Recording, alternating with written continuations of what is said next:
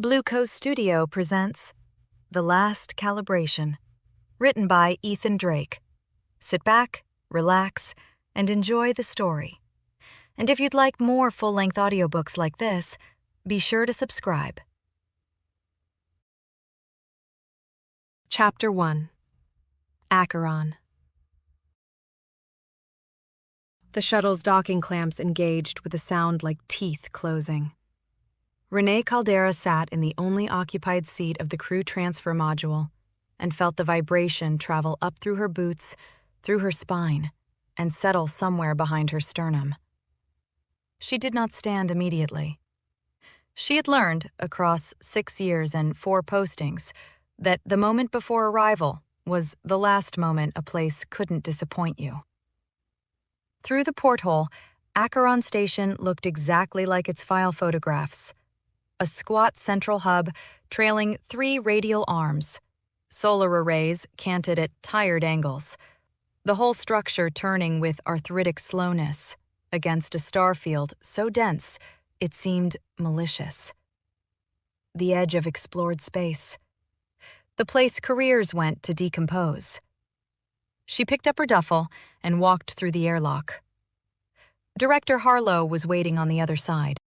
That was the first wrong thing. Station directors did not meet shuttle arrivals at docking bays. They sent a technician, or at most a department lead with a datapad and a rehearsed welcome. But Harlow stood alone in the center of the bay, with her hands folded at her waist, silver-streaked hair pinned in a precise bun, and she smiled at Renee as though she had been counting the minutes. Her face was smooth and unlined, in a way that seemed wrong for her age, as if stress and worry had been sanded away from the inside, leaving something too even, too settled, like a photograph that had been retouched until it no longer looked like a person. Caldera. Her voice carried easily in the quiet bay, warm and unhurried. We've been looking forward to having you with us. Director. Renee set her duffel down. I didn't expect a personal welcome. You came a long way. It seemed right. Harlow's dark eyes held contact a beat too long, and when she blinked, it seemed deliberate, like a decision rather than a reflex. You belong here, more than you know. Renee let that sit without responding. She picked up her duffel. The tour was efficient. Harlow walked half a step ahead, pointing out the operations center, the lab ring, the mess hall, the rec room. Her pace never varied. Her voice never wavered from that same measured warmth. And Renee cataloged details the way she always did, automatically. The part of her brain that wouldn't shut off, no matter how much she wanted it to. No personal effects in the common areas. Not a single jacket draped over a chair. No coffee mug with a name on it. No half-finished crossword or dog-eared novel. The mess hall table was spotless. The rec room had a shelf of entertainment modules arranged by alphanumeric code, untouched. There were no arguments drifting from open doorways, no music, no mess. The station felt less like a workplace and more like a chapel. And beneath the silence, something Renee couldn't quite name. Not a sound exactly, but a pressure, a hum she felt in her teeth more than heard with her ears. It pervaded everything. The corridors, the common rooms, the too clean surfaces. A hum beneath the silence that seemed woven into the station itself. In the corridor outside the operations center, 2 crew members passed them carrying equipment cases. They moved in lockstep. Not the approximate rhythm of people who'd worked together long enough to match pace, but precise synchronization, their footfalls landing at identical intervals, their turns coordinated without a glance exchanged between them. They both smiled at Renee. The same smile. The same angle of the mouth, the same warmth that reached the eyes in exactly the same way. Friendly crew. Renee said. "We're close," Harlow agreed. "It's natural out here. The distances make you appreciate each other." They passed through the residential corridor. Small quarters, identical doors. One stood ajar. Inside, Renee caught a glimpse of a made bed, a bare desk, and a single framed photograph lying face down. It was the only personal item she'd seen on the entire station, and someone had turned it away from the room like a word they were trying to forget. She slowed. A woman appeared in the doorway. Late 20s, slight, auburn hair and a loose ponytail. She wore the same placid expression as the rest of the crew, the same unhurried posture. But her hands were wrong. Her left hand drifted toward the hip pocket of her jumpsuit and hovered there, fingers half curled around something absent. "Dana Voss," Harlow said. "Our biological systems technician. Dana, this is Caldera, our new signals analyst." "Welcome aboard," Dana said. The words arrived with the same cadence Renee had heard from every other crew member, warm and frictionless. Renee glanced at the photo. Dana's eyes followed the glance, and something moved beneath the calm. A flicker, quick as a flinch. Her gaze darted to the frame, and her hand twitched toward it, fingers extending involuntarily, reaching for something she didn't seem to know she'd lost. A faint scar on her left wrist caught the corridor light. Then the stillness settled back. The smile returned, even and warm. "She's my sister," Dana said. Her voice dropped on the word, lower and faster, as if a different woman had spoken it from somewhere underneath. Then the measured rhythm reasserted itself. "I keep meaning to put it back up." She walked away without looking at the photo again. Her footsteps were perfectly even. Renee stared after her. "Here we are," Harlow said from further down the corridor, standing beside an open door. "Your quarters. Take whatever time you need." The room was identical to Dana's. Bare walls, a terminal, a bed. The silence closed around her, and with it that same hum. Stronger here, more intimate, as if the walls had drawn it closer. Harlow touched her shoulder. Her fingers were warm and dry, and stayed 1 second longer than necessary. "Rest well, Renee. We're glad you're here." The door closed. Renee stood alone with her duffel, and the hum, and the crawling certainty that this place wanted something from her she hadn't agreed to give.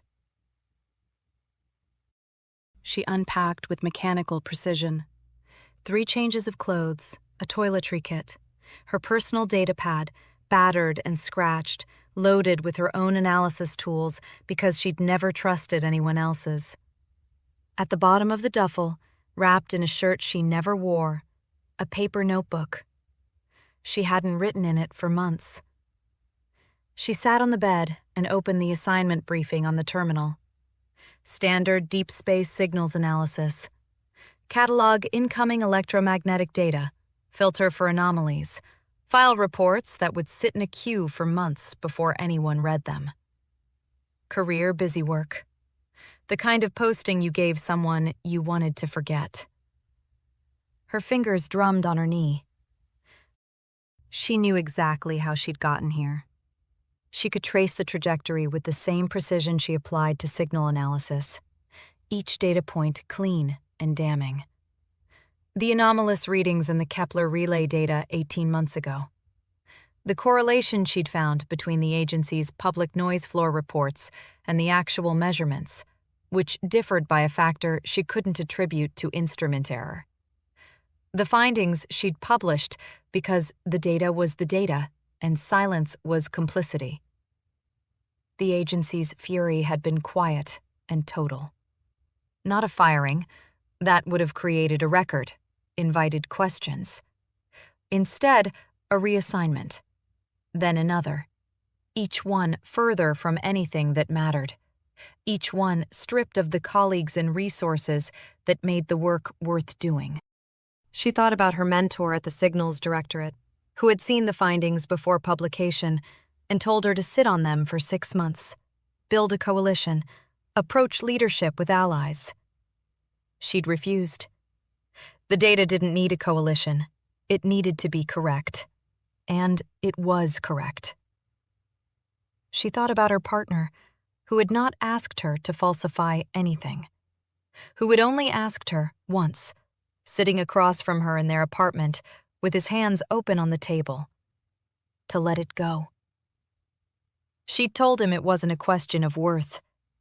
It was a question of fact. He'd left 3 weeks later. Quietly, without anger. The way people leave when they've understood something they can't change. Each principled stand had left her more alone. She could plot it on a graph. Integrity on one axis, human connection on the other. The curve descending with mathematical elegance toward the point where she sat now. A bare room at the edge of nothing, drumming her fingers on her knee. She stood and explored the station alone. In the mess hall, a technician whose name she hadn't caught looked up from a cup of tea. "Settling in all right? Let us know if you need anything." Warm smile, measured cadence. Word for word, nearly identical to what Dana Voss had said, minus the sister. In the operations center, 2 analysts glanced up from their consoles. "Welcome aboard. We're glad you're here." Same smile, same warmth, same inflection. Back in her quarters, the silence pressed in. The hum continued beneath it, patient and low, and she realized with a slow, unpleasant recognition that she knew this quality of silence. She'd been living in it for years. Her apartment on Earth had felt exactly like this, scrubbed of personality, free of mess, so quiet you could hear your own pulse. The only difference was the hum. She sat on the bed and caught herself sitting with her hands open in her lap, palms up, fingers slightly curled. Loose. Receptive. A posture she had never consciously chosen, as though her body had been waiting for permission to stop bracing. She looked down at her hands and clenched them shut. The signal archives were stored on the main server in the operations center. Renee started her audit at 2100 hours, the station dimmed to its night cycle, the corridors empty. She preferred working alone. She told herself this was efficiency. The data was dense and poorly organized, months of raw electromagnetic captures sorted by timestamp and little else. She built her own filtering protocols and began running them, watching the waveforms cascade across her screen. Cosmic background noise, solar wind artifacts, the usual debris of deep space. She flagged and discarded, her fingers moving in the familiar rhythm that had always been the closest thing she had to peace. At 2240, she found it. A rhythmic pattern buried in the noise floor. Not random, not an instrument artifact. It repeated at precise intervals, a complex waveform nested inside what should have been thermal scatter. And when she ran a spectral decomposition, the frequency structure aligned with something she recognized from her graduate work. Human neural oscillation bands. Alpha, theta, delta. The signal's periodicity matched the electrical rhythm of a living brain, with a correlation so tight it couldn't be coincidence. The old thrill hit her before she could stop it. Her fingers went still on the console. Discovery. The clean shock of pattern emerging from noise, of the universe yielding a secret to the person stubborn enough to sit with the data long enough. For a moment, she forgot the exile, the bitterness, the bare room, and the identical smiles. Then she remembered what had happened the last time she'd found something inconvenient. She isolated the waveform, cleaned it, built a playback file. Her hand hovered over the console, and some instinct she couldn't name told her to stop, to document first and listen later, to follow protocol for once in her career. She put on her headphones and pressed play. At first, there was nothing. A low wash of static, the kind of white noise that signals analysts learned to tune out in their first week. Then, the pattern surfaced, subtle, like a pulse felt through deep water. It didn't sound like language. It didn't sound like music.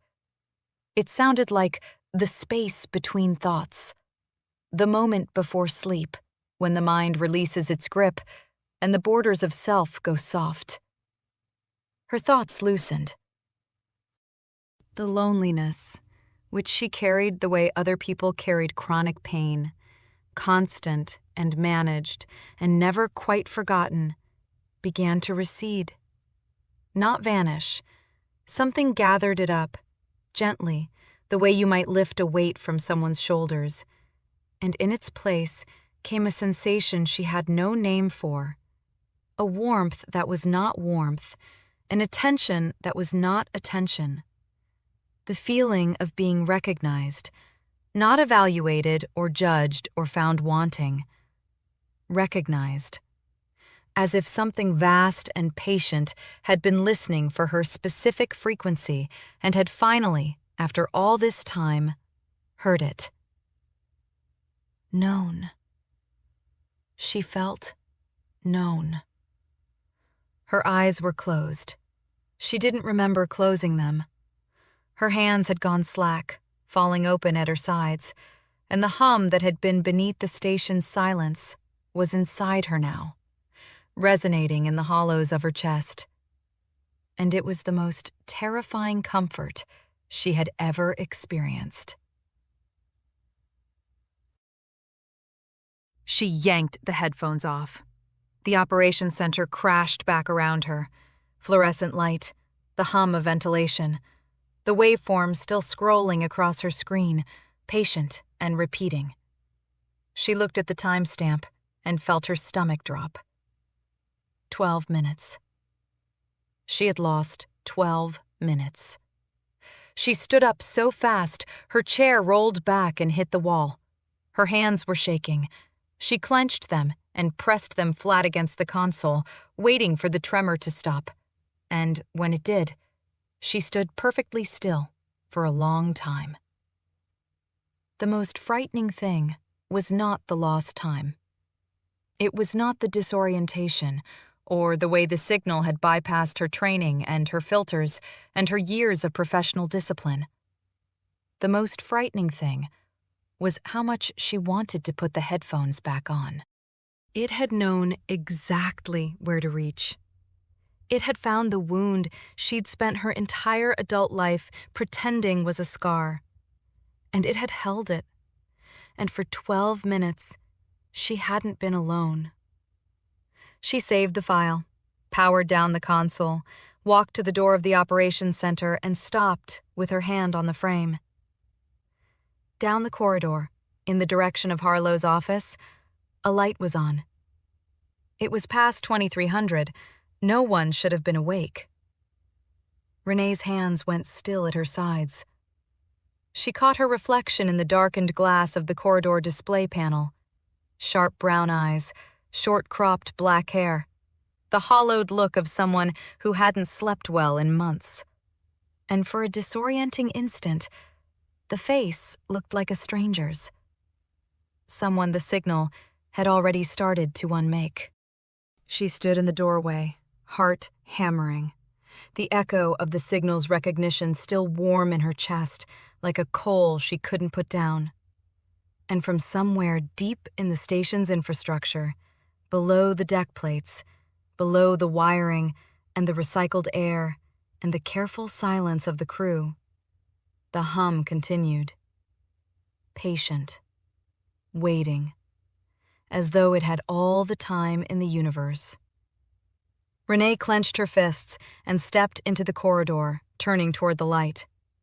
Harlow needed to hear this now.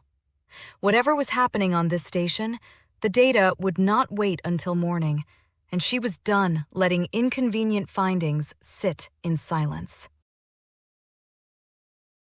Chapter 2. Read in. Harlow's office door was open. Not ajar, not cracked, open wide, as if she'd been expecting company.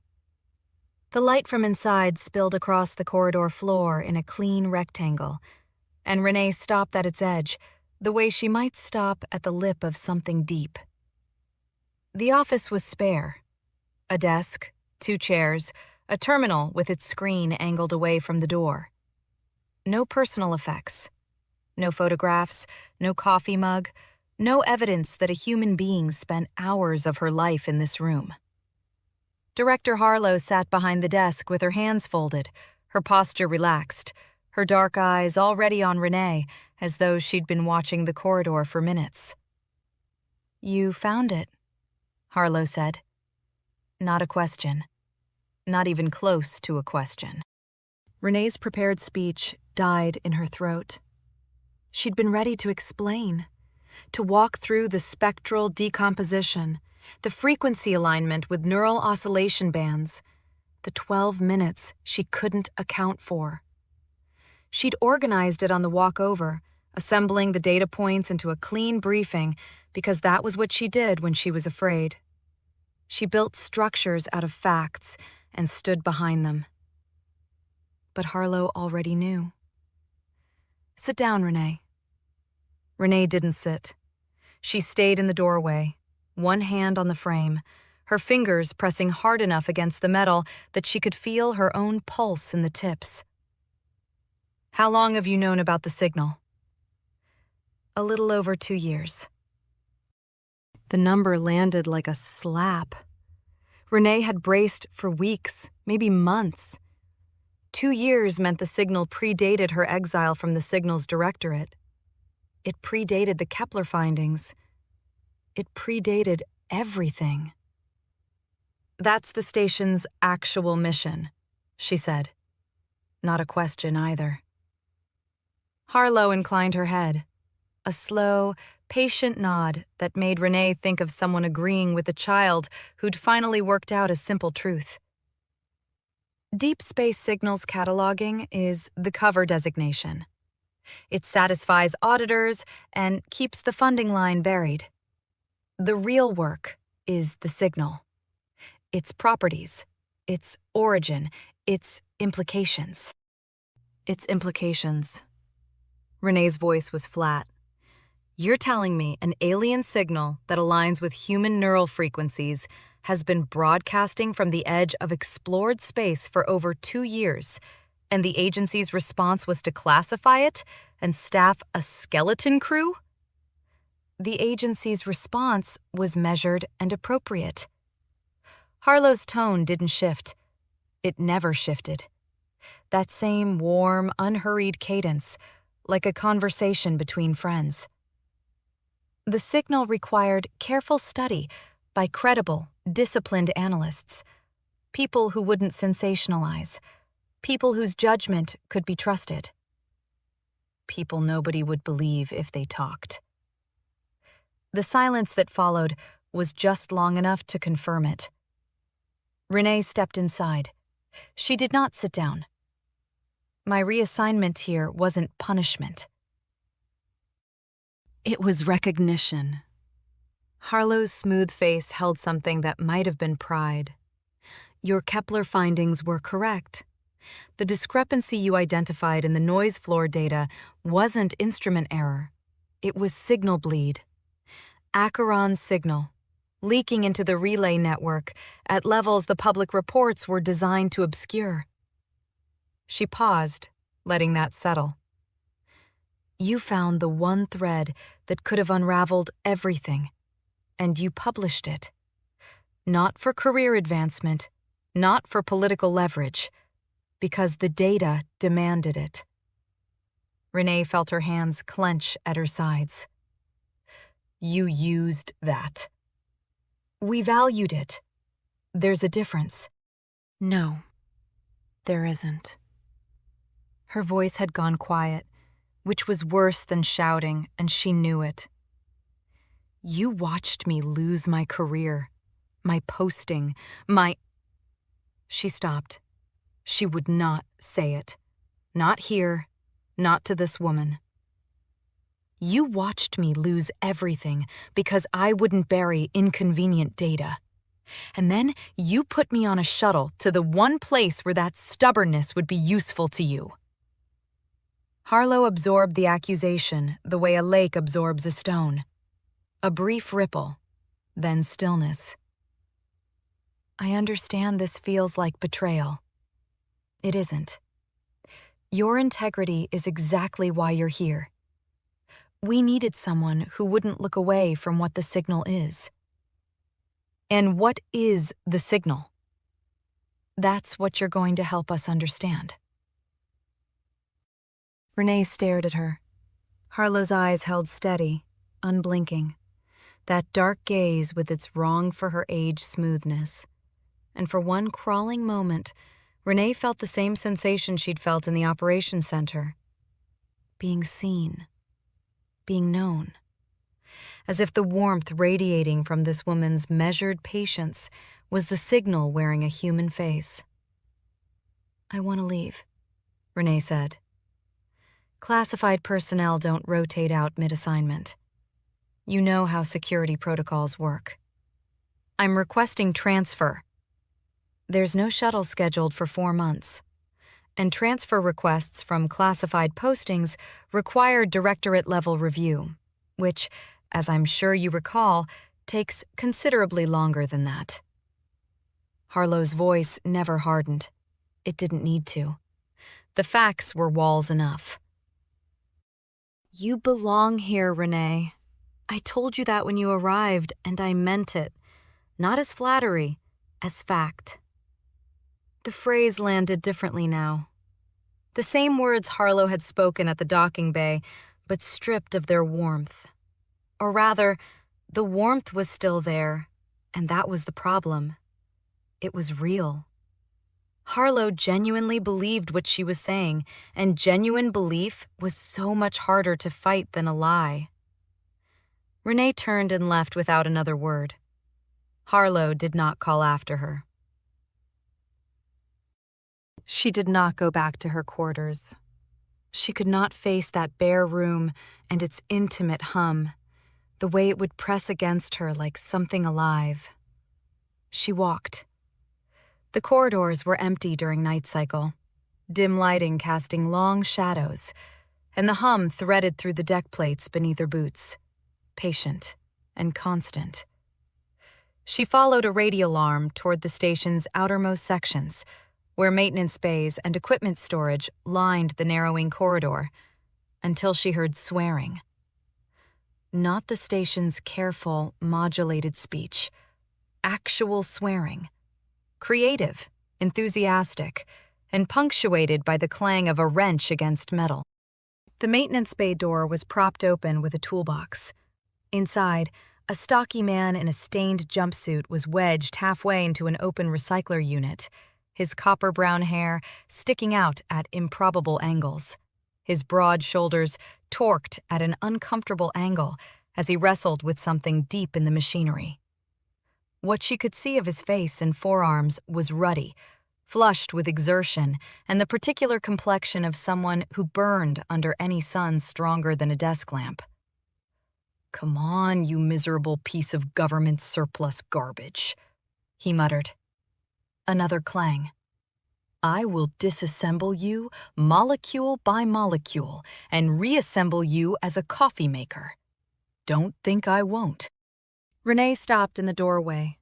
The man extracted himself from the recycler, smearing grease across his forehead with the back of his wrist, and looked up at her with a crooked grin that came so quickly and naturally it almost hurt to see. "Hey, new arrival, right? Cal something?" "Caldera." Leo Maddox, systems engineer, station comedian, sole remaining human being on this rock. He wiped his hands on a rag that was dirtier than they were. Recycler's been making a noise like a dying cat for 3 days. Nobody else seems bothered. I'm bothered. The informality of it, the mess, the complaint, the grin that didn't match any of the identical smiles she'd cataloged, loosened something in Renee's chest she hadn't realized was clenched. She leaned against the doorframe. "You've been here how long?" 6 months.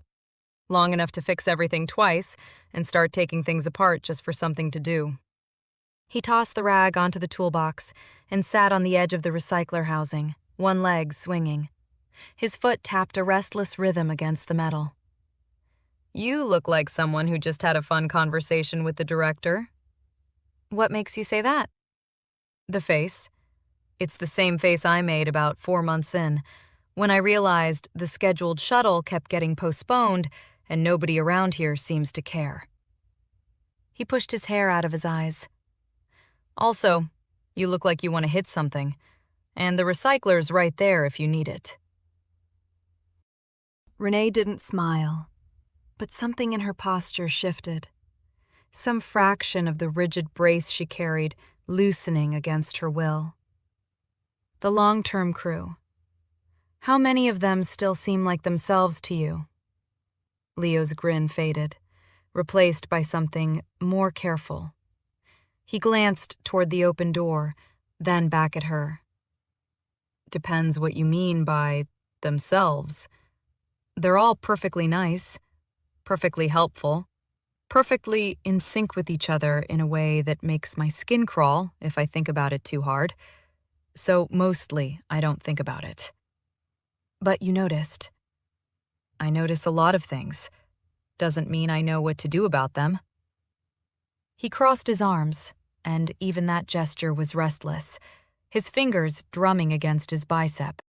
"There's maybe 2 or 3 of us who still have edges. Everyone else has got that look.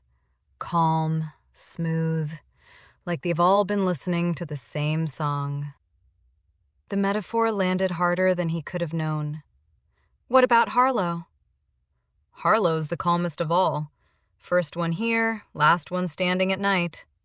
She watches people the way you'd watch bread rising." He uncrossed his arms and leaned forward, elbows on knees. "Look, Caldera, I don't know what she told you, and I don't know what you found, but if you've got questions about this station, I'd rather be the guy who helps you answer them than the guy who wakes up one morning and doesn't remember what his mother's name was." Renee studied him.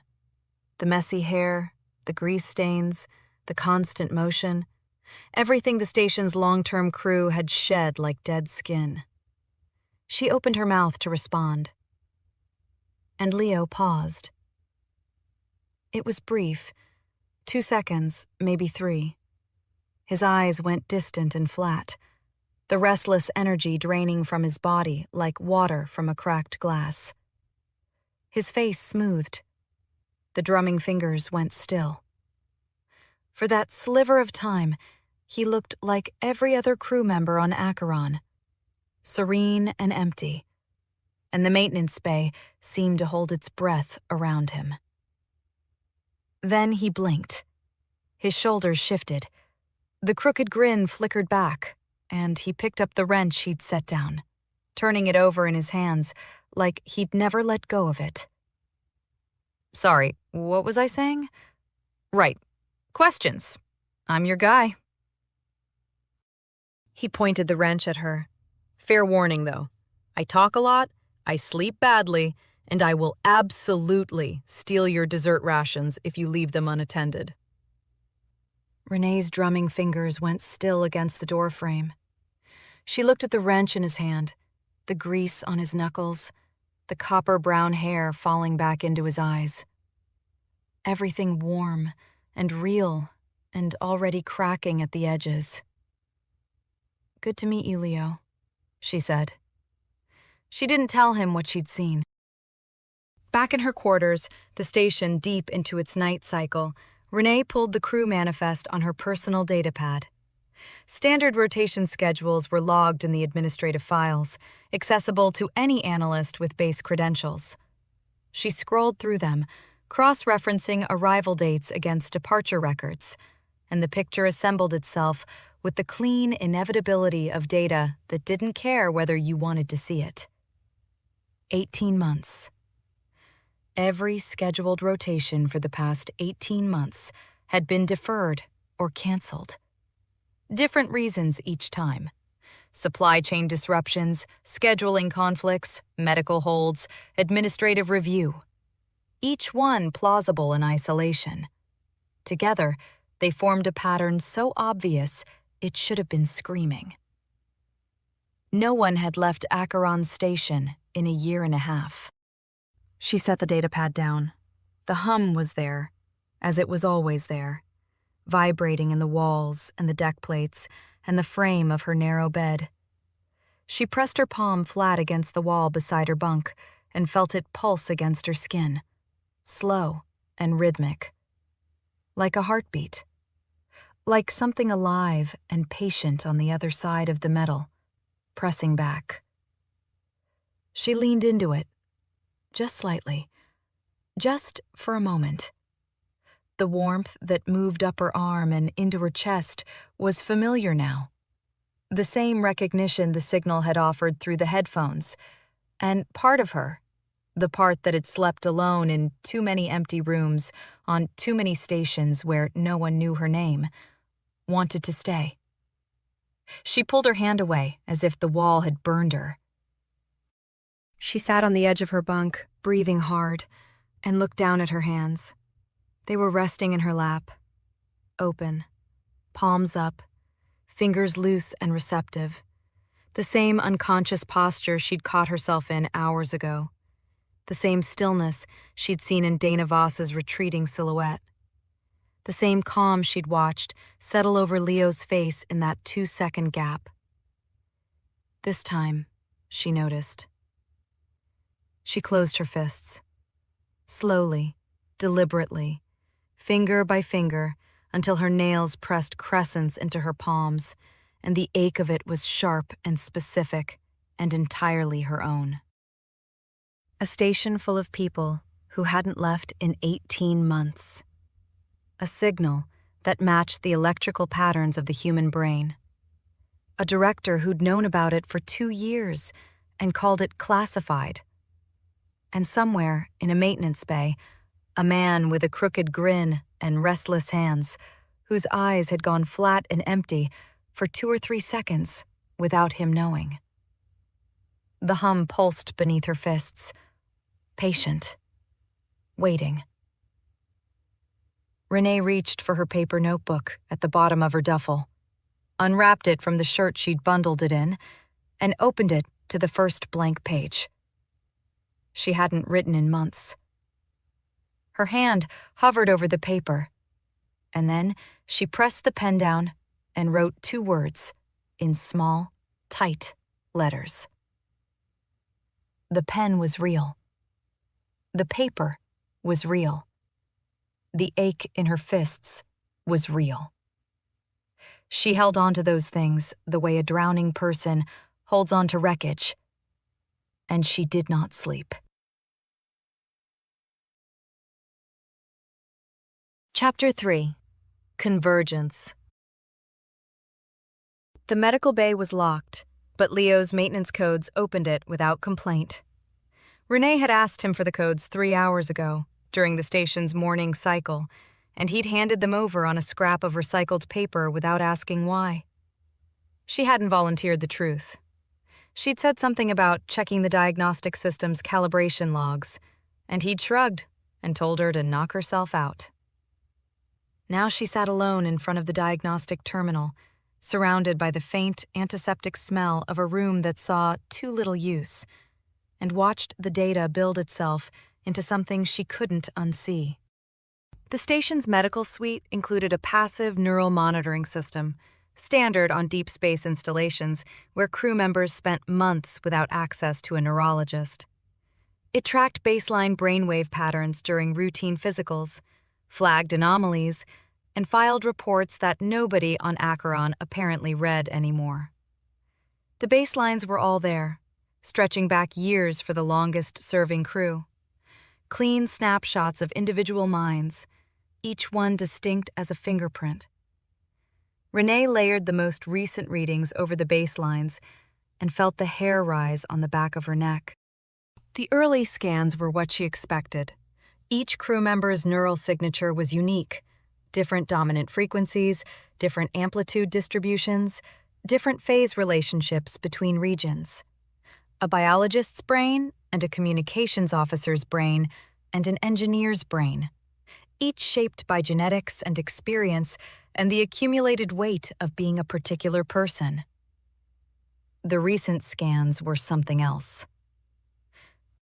The signatures were converging, not trending in the same general direction, not clustering around a common range, converging. The individual variations were being smoothed away, flattened, overwritten by a template that didn't belong to any of them. Crew members who had been on the station longer than a year showed patterns so similar that the diagnostic system had flagged 3 of them as duplicate entries, assuming a filing error. They weren't duplicates. They were 3 separate people whose brains now produced indistinguishable electrical activity. Renee pulled up Dana Voss's file.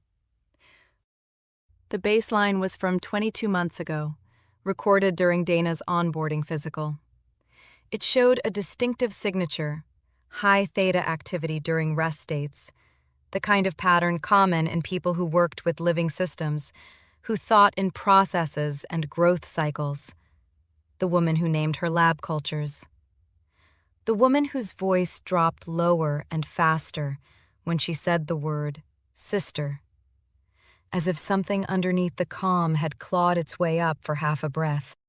The most recent reading, taken 6 weeks ago during a routine check, was indistinguishable from every other long-term crew member's scan.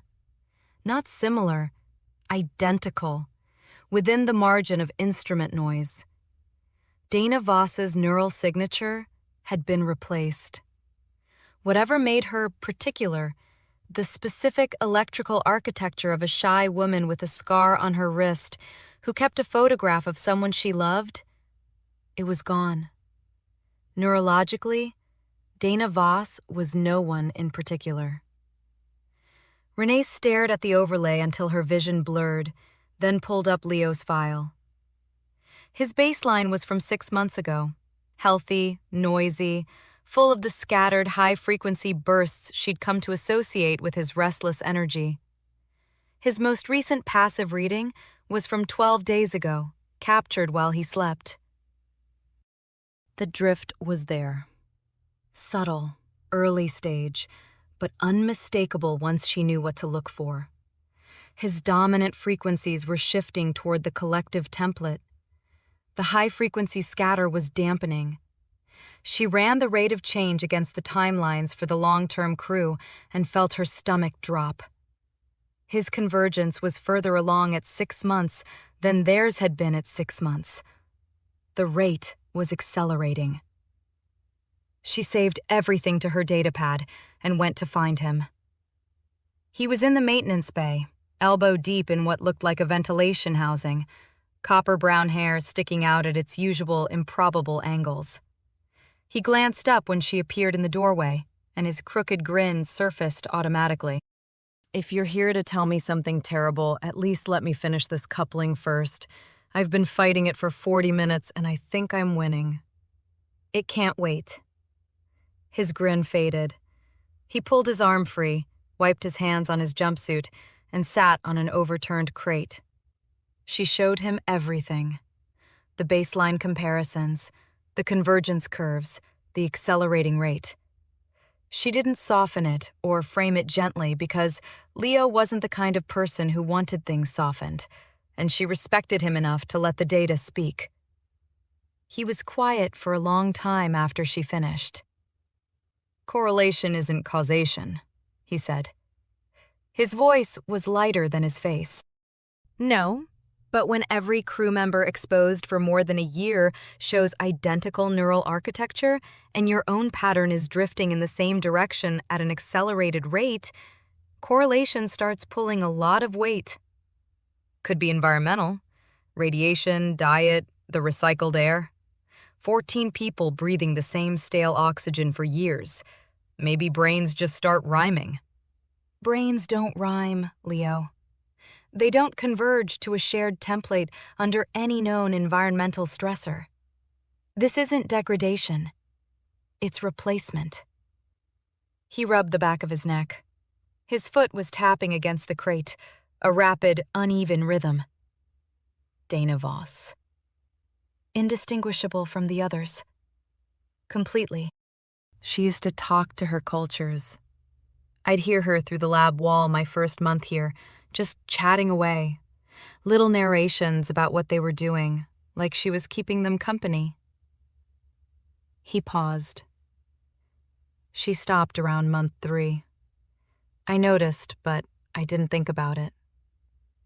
Renee let the silence hold. How long? He said. Not a question about timelines. A question about himself. I don't know. The rate's not linear. It's accelerating, and your drift is ahead of where theirs was at your exposure duration. Ahead, meaning faster, meaning I have less time than they did. Yes. He nodded. His jaw was tight, a tendon standing out along the side of his neck. And when he spoke again, his voice had the careful lightness of someone assembling a joke from muscle memory. Well, I always figured I'd go out doing something stupid. Blow a seal or forget to tether during an EVA or eat something from the back of the mess hall fridge that nobody should touch. Not this. Not by becoming someone calm. He attempted the crooked grin. It made it halfway and stopped. That was supposed to be funnier. It wasn't. No. He looked at his hands. They were still moving, fingers drumming against his knees, but slowly now, as if the rhythm was running down. No, it wasn't. They worked in silence after that, Renee running secondary analyses on her datapad, while Leo finished his repair. Neither of them mentioned the word that sat between them, the one Renee kept circling back to like a loose tooth. Irreversible. It was later, mid-shift, when the word finally found its partner. Leo was cross-referencing power consumption logs for her, looking for evidence that the signal processing equipment drew more energy than its specifications accounted for, when he stopped mid-sentence. His mouth stayed open around the shape of whatever he'd been about to say. His eyes drifted toward the wall, unfocused and faintly pleased, and his drumming fingers went still against the console. 3 seconds. 4. 5. Renee said his name. He didn't respond. 7 seconds. 8. Leo. He blinked, looked at her, smiled with an expression that was warm and empty and not entirely his. Then the real Leo surfaced behind it, and the warmth curdled into something raw and frightened. How long was that? About 9 seconds. The number landed in her chest before she could stop it. In the maintenance bay, the first time she'd watched him slip, it had lasted 2 or 3 seconds. A micro-lapse she could almost explain away. This was 3 times that, and the distance between those numbers felt less like arithmetic and more like a countdown. He pressed the heels of his hands against his eyes. When he dropped them, his face was stripped bare. No humor, no deflection, just a man watching himself disappear. It feels like being known, he said quietly. During the gaps. I can't explain it any better than that. Like someone already understands everything you've ever felt, everything you've ever been afraid of, and they're not asking you to explain any of it. You just belong. The word hit Renee in the sternum. Known. The same word she'd used in her own mind, alone in the operations center at 2240, with headphones bleeding warmth into her skull. The same word the signal had offered her in that 12-minute gap she still couldn't account for. She kept her face still. "That's what it feels like," Leo said. "And the worst part isn't the gaps. The worst part is that when I come back, I miss it." He looked at her with eyes that were completely his own and completely terrified. "I need you to promise me something." Renee waited. If I slip too far, if I start talking like them, moving like them, if you see me smile that smile and it doesn't come back, he swallowed. Make me fight. Even if I don't want to, even if I ask you to stop. You tell me who I am, and you make me fight. Her hands went still. Not the drumming stillness of thought, not the clenched stillness of fear. The stillness of a decision. "I promise." He held her gaze for a long moment, then nodded once. They ended up in the observation lounge, a cramped alcove at the junction of two radial arms with a viewport that looked out into the kind of darkness that didn't end. Leo had produced 2 sealed coffee packets from somewhere he refused to identify, and they sat on opposite ends of a bench that was bolted to the floor, drinking lukewarm stimulant that tasted faintly of plastic. Leo talked. He talked the way he always did, to fill silence. Except now, the silence he was filling was his own. He told her about growing up in a succession of company housing blocks, his father chasing contract work from station to station, about never staying anywhere long enough to stop being the new kid, about discovering he was good with his hands and bad with goodbyes, and how engineering was perfect because machines didn't care if you were going to leave in 6 months. "I'm not built for staying," he said. "Never was. My longest relationship lasted 8 months, and she said I was already halfway out the door by month 2. He turned the coffee packet over in his hands, restless fingers working the seam. "Funny thing is, I came out here because I thought it didn't matter. Edge of nowhere, skeleton crew, who cares if the systems guy has attachment issues? Turns out even here it matters." Renee was quiet for a while. Through the viewport, the stars were motionless points in a blackness so complete it looked solid. She could feel the hum in the bench beneath her, patient and constant. "I had a mentor," she said.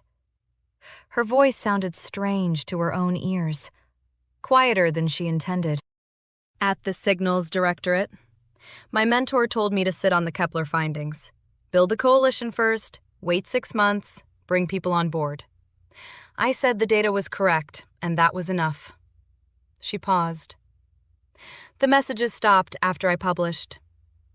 Leo didn't fill the silence. She was grateful for that. "My partner. He didn't ask me to retract anything. He just asked me to let it go. Move on. Stop pulling at threads nobody wanted pulled." She looked at her hands, wrapped around the coffee packet, and made herself keep talking. He was kind about it. That was the worst part. He was kind and patient, and after 3 weeks of me not stopping, he packed a bag one morning and said he hoped I found what I was looking for. She heard the words laid out in the recycled air of the observation lounge and recognized them for what they were. Not a story about integrity. A litany. Every person she'd ever pushed past or pushed away Every connection sacrificed on the altar of being right. The signal knew this about her. That was what made it so precise.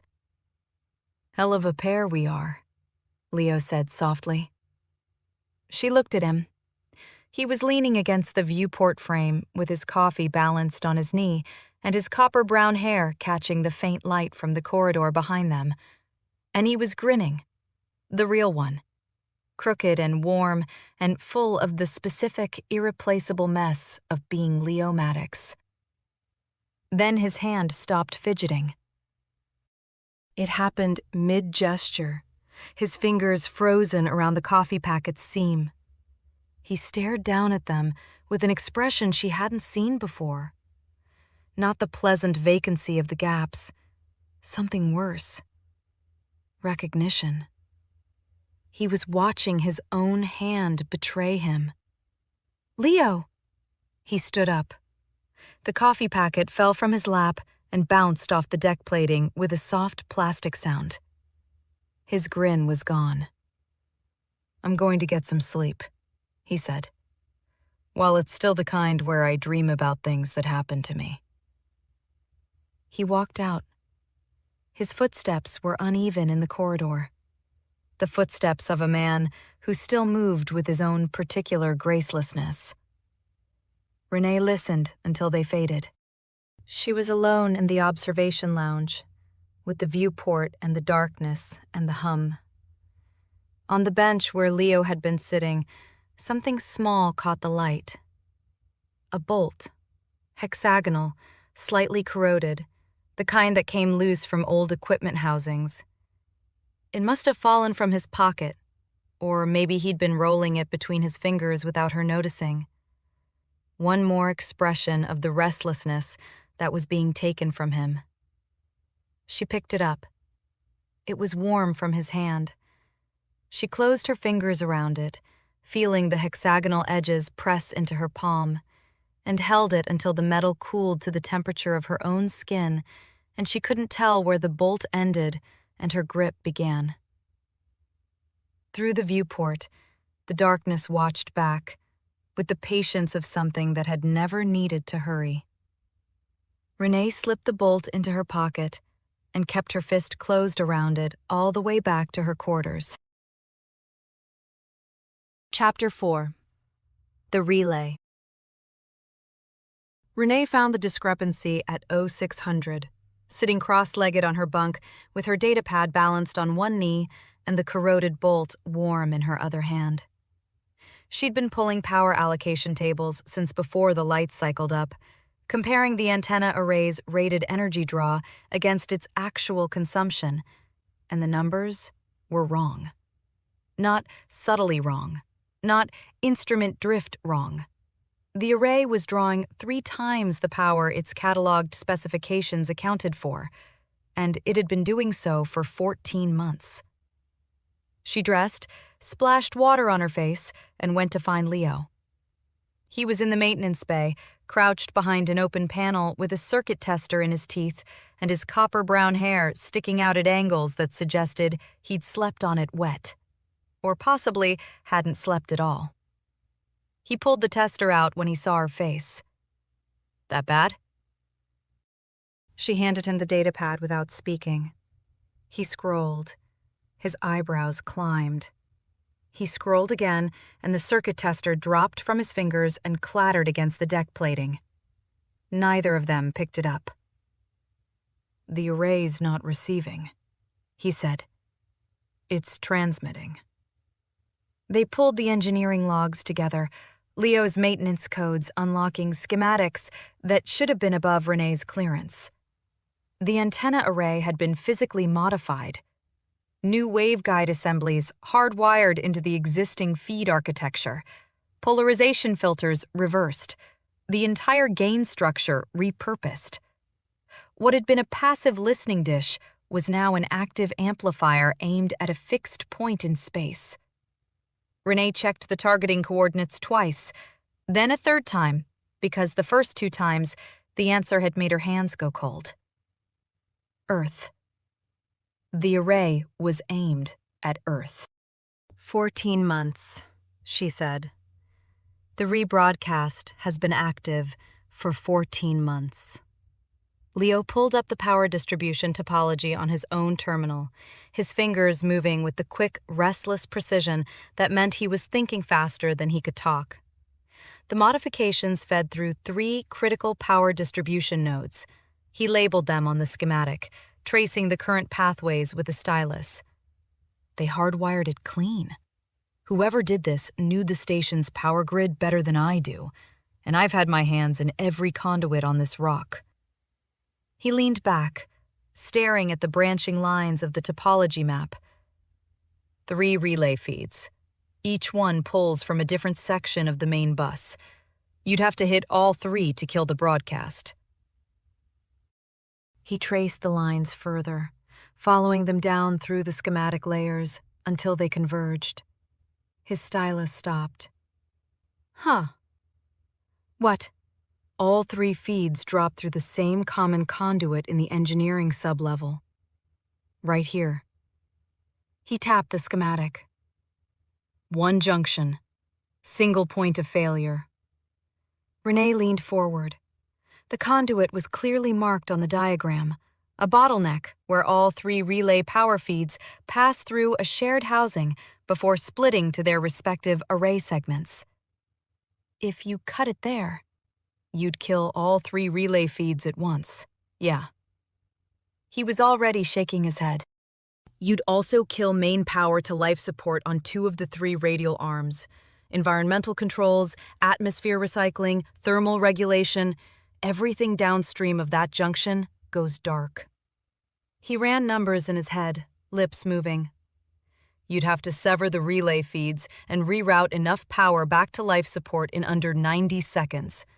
After that, CO2 scrubbing fails and temperature drops below survivable inside of 20 minutes.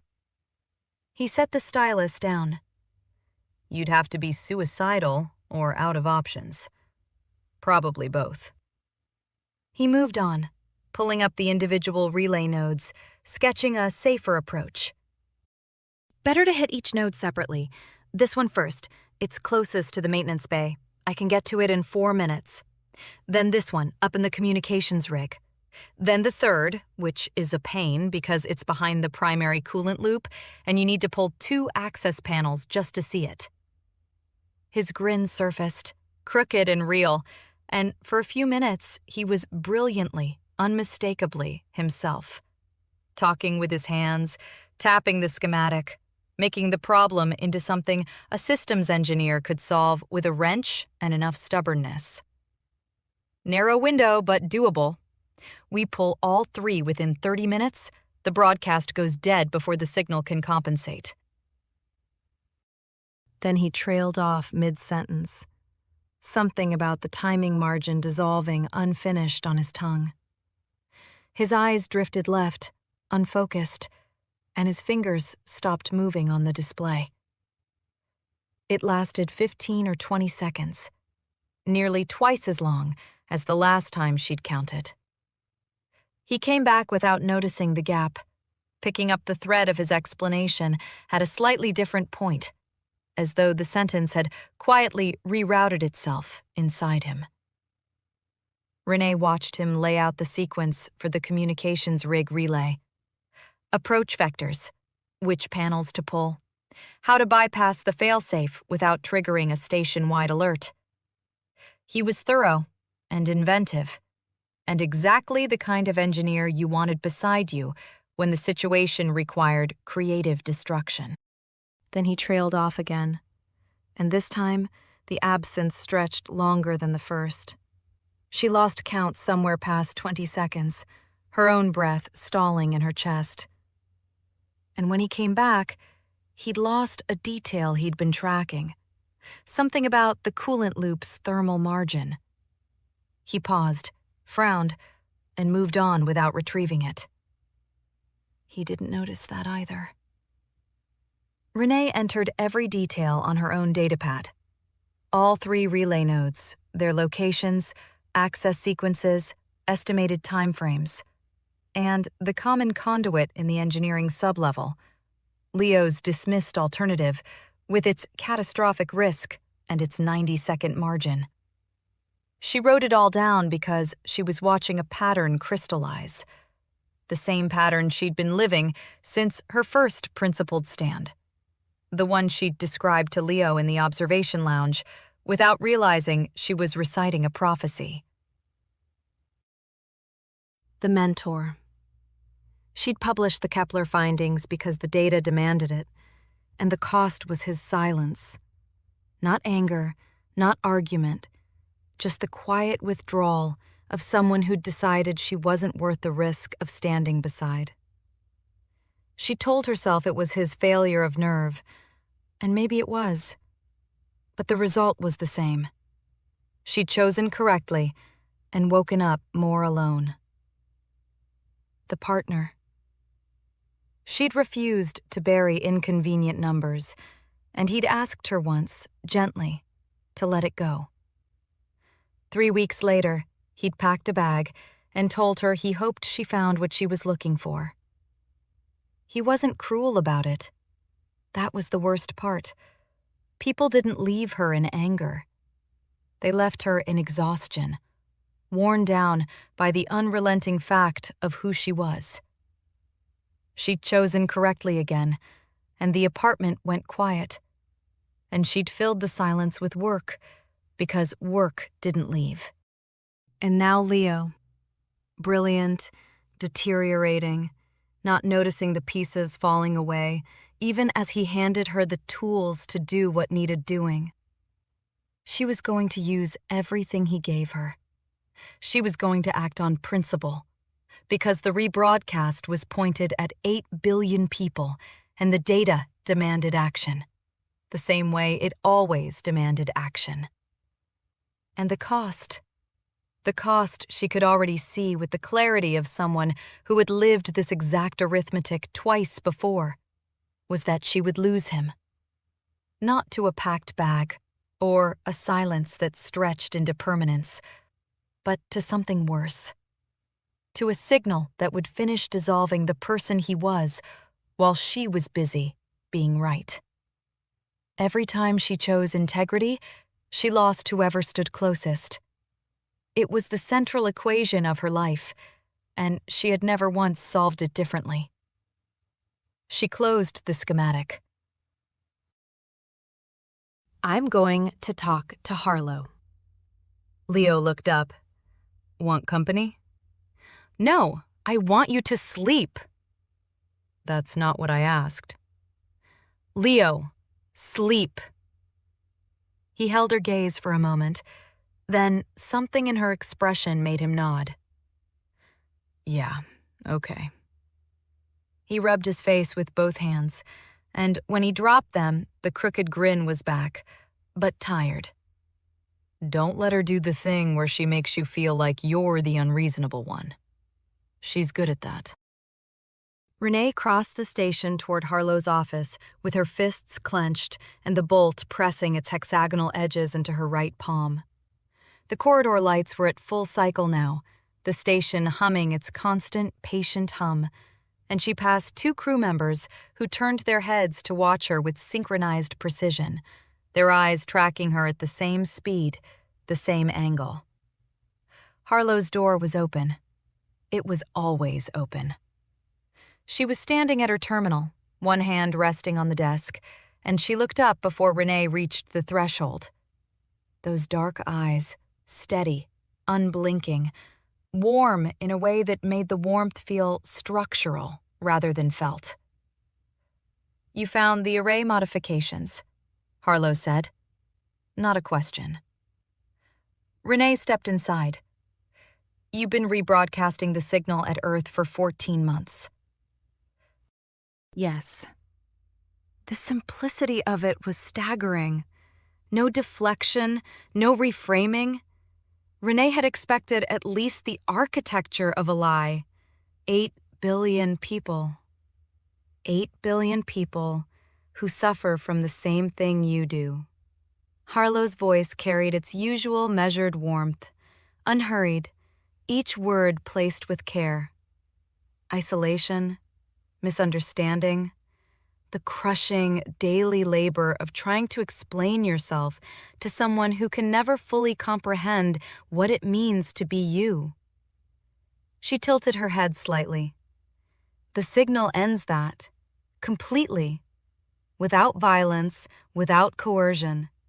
It simply offers what every conscious being has wanted since the first neuron fired: to be known. The word known landed like a blade, and Renee felt it catch in the precise wound it was aimed at. She tightened her grip on the bolt. You're describing the erasure of individual consciousness and calling it a gift. I'm describing the end of loneliness, Renee. You of all people should understand what that's worth. Shut it down. I can't do that. Still warm, still calm. And neither can the Directorate. There are factions within the agency who understand what this represents. The rebroadcast was not a rogue action. It was authorized, debated, and approved by people who believe, as I do, that this is the most significant development in human history. She paused, letting it settle. No one is coming to stop this. There is no cavalry. Renee stared at her, the smooth, unlined face that looked sanded down from within.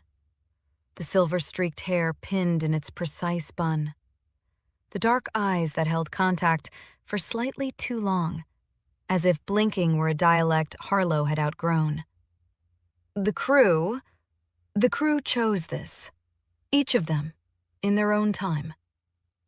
Dana Voss didn't choose anything. Dana Voss had her neural signature replaced while she slept. For the first time since Renee had arrived on the station, Harlow's warmth receded. Not like a mask falling, like a tide going out, revealing the stone beneath. Smooth, ancient, and very, very patient. You're frightened, Harlow said. That's understandable. You've spent your entire life building walls because the people on the other side of them kept disappointing you. She took a step closer. Your mentor, the one whose messages stopped after you published? You told Leo about that, sitting in the observation lounge, over the coffee he keeps hidden somewhere you've never found. You also told him about the man who left, how he was kind about it, how that was the worst part. The air in the office went thin. How do you know that? Because you were known in that moment, Renee. Completely. And everything you shared with Leo, every honest word, every piece of yourself you offered him, the signal received it too. Harlow's voice was quiet now, stripped of its musical cadence, plain and implacable. Not because it was spying on you. Because Leo is already part of something larger than himself. And in his open moments, what he carries, he shares. That's not violation. That's communion. Renee couldn't speak. The bolt's edges were cutting into her palm, and she let them. Every honest moment, every admission in the observation lounge, the mentor, the partner, the exhausting work of being right and alone. She had laid herself bare with Leo because for the first time in longer than she could remember, she'd trusted someone enough to stop filtering. And the thing consuming him had been listening through his eyes the entire time. She turned and walked out of Harlow's office. The corridor was different now. Not in any physical way. Same lighting, same clean surfaces, same omnipresent hum threading through the deck plates. But the crew she passed were watching her. Not the polite, synchronized smiles of her first day. Something more focused. 3 of them stood at the junction of the central hub and the port radial arm, and as Renee approached, They shifted their weight in unison, a coordinated half-step that narrowed the passage without blocking it. Their eyes followed her through the gap.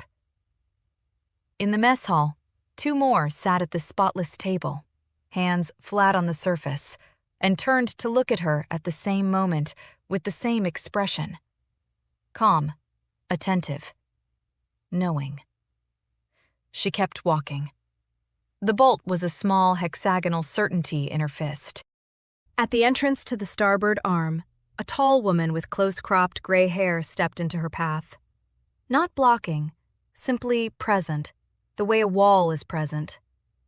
Renee recognized her from the crew manifest. Marta Solon, communications officer, 41, 11 years with the agency. She had the same deliberate stillness as the others, but her bearing carried an echo of something that had once been personal authority, a directness that the collective hadn't replaced so much as repurposed. "We know what you found," Marta said. Her voice was low, clear, unhurried. No Harlow-like music to it. The words arrived flat and certain, like readings from an instrument that didn't know how to lie. "And we know what you're thinking about doing." Renee stopped. Marta's dark eyes held hers with steady, calm attention. Somewhere behind Renee, in the mess hall, she heard chairs shift in unison. "We're not going to stop you from walking to your quarters," Marta said. "That's not what this is." Then her voice softened, not to Harlow's measured warmth, but to something plainer, more direct. The compassion of someone stating a fact rather than making an argument. "We know how tired you are of being alone, Renee." Her name in Marta's mouth. Spoken gently, without threat, by a woman whose neural signature had been overwritten until she was indistinguishable from the person standing behind Renee in the mess hall, or the 3 at the hub junction, or Harlow in her office with her ancient patience and her knowledge of every private wound Renee had offered to the wrong person in the wrong room. Renee walked past her. Marta did not follow. None of them followed. They didn't need to. In her quarters, she locked the door and sat on the narrow bunk and opened her fist. The bolt had left a hexagonal imprint in her palm, the edges white against reddened skin. She stared at it until the lines blurred. 14 months.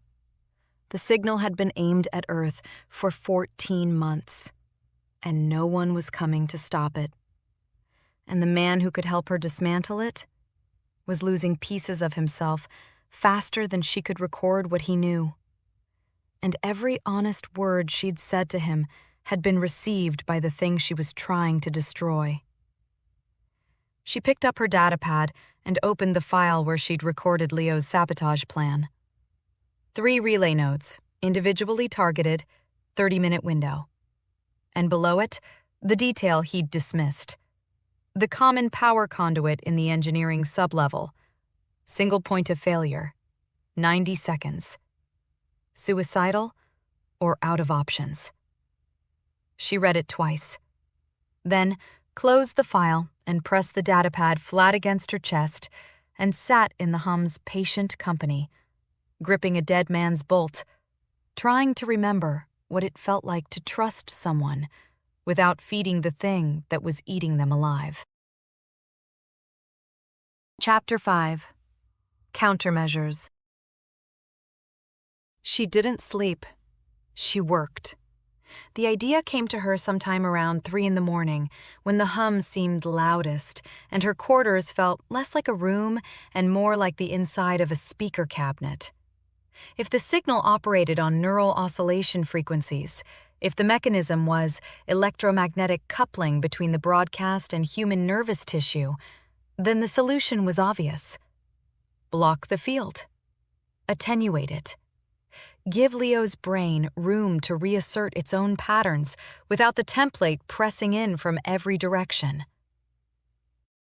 She pulled apart her personal datapad's charging cradle for the copper shielding inside, then raided her own toolkit for conductive mesh and grounding strips meant for static-sensitive equipment. The maintenance bay had more.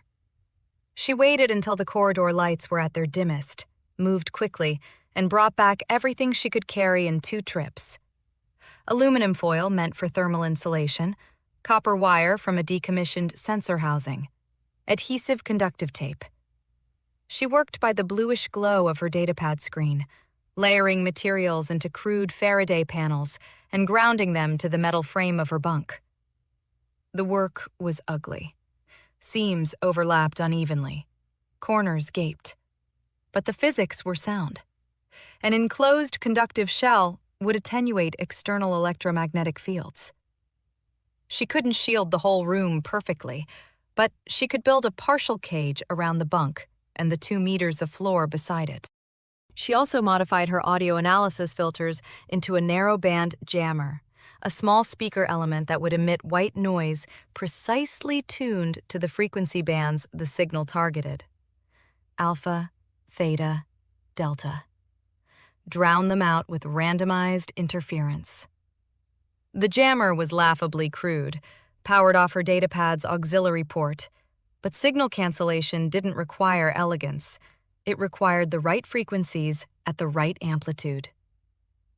By 5 in the morning, she had something that looked like a tinfoil nest and sounded like rain on sheet metal.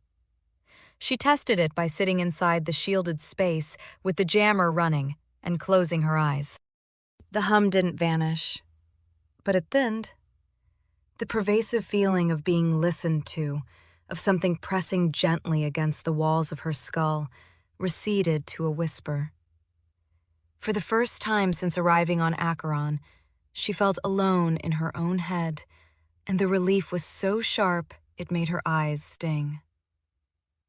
She found Leo in the maintenance bay at 6:30, hunched over a diagnostic readout, his copper hair flat on one side where he'd slept on it.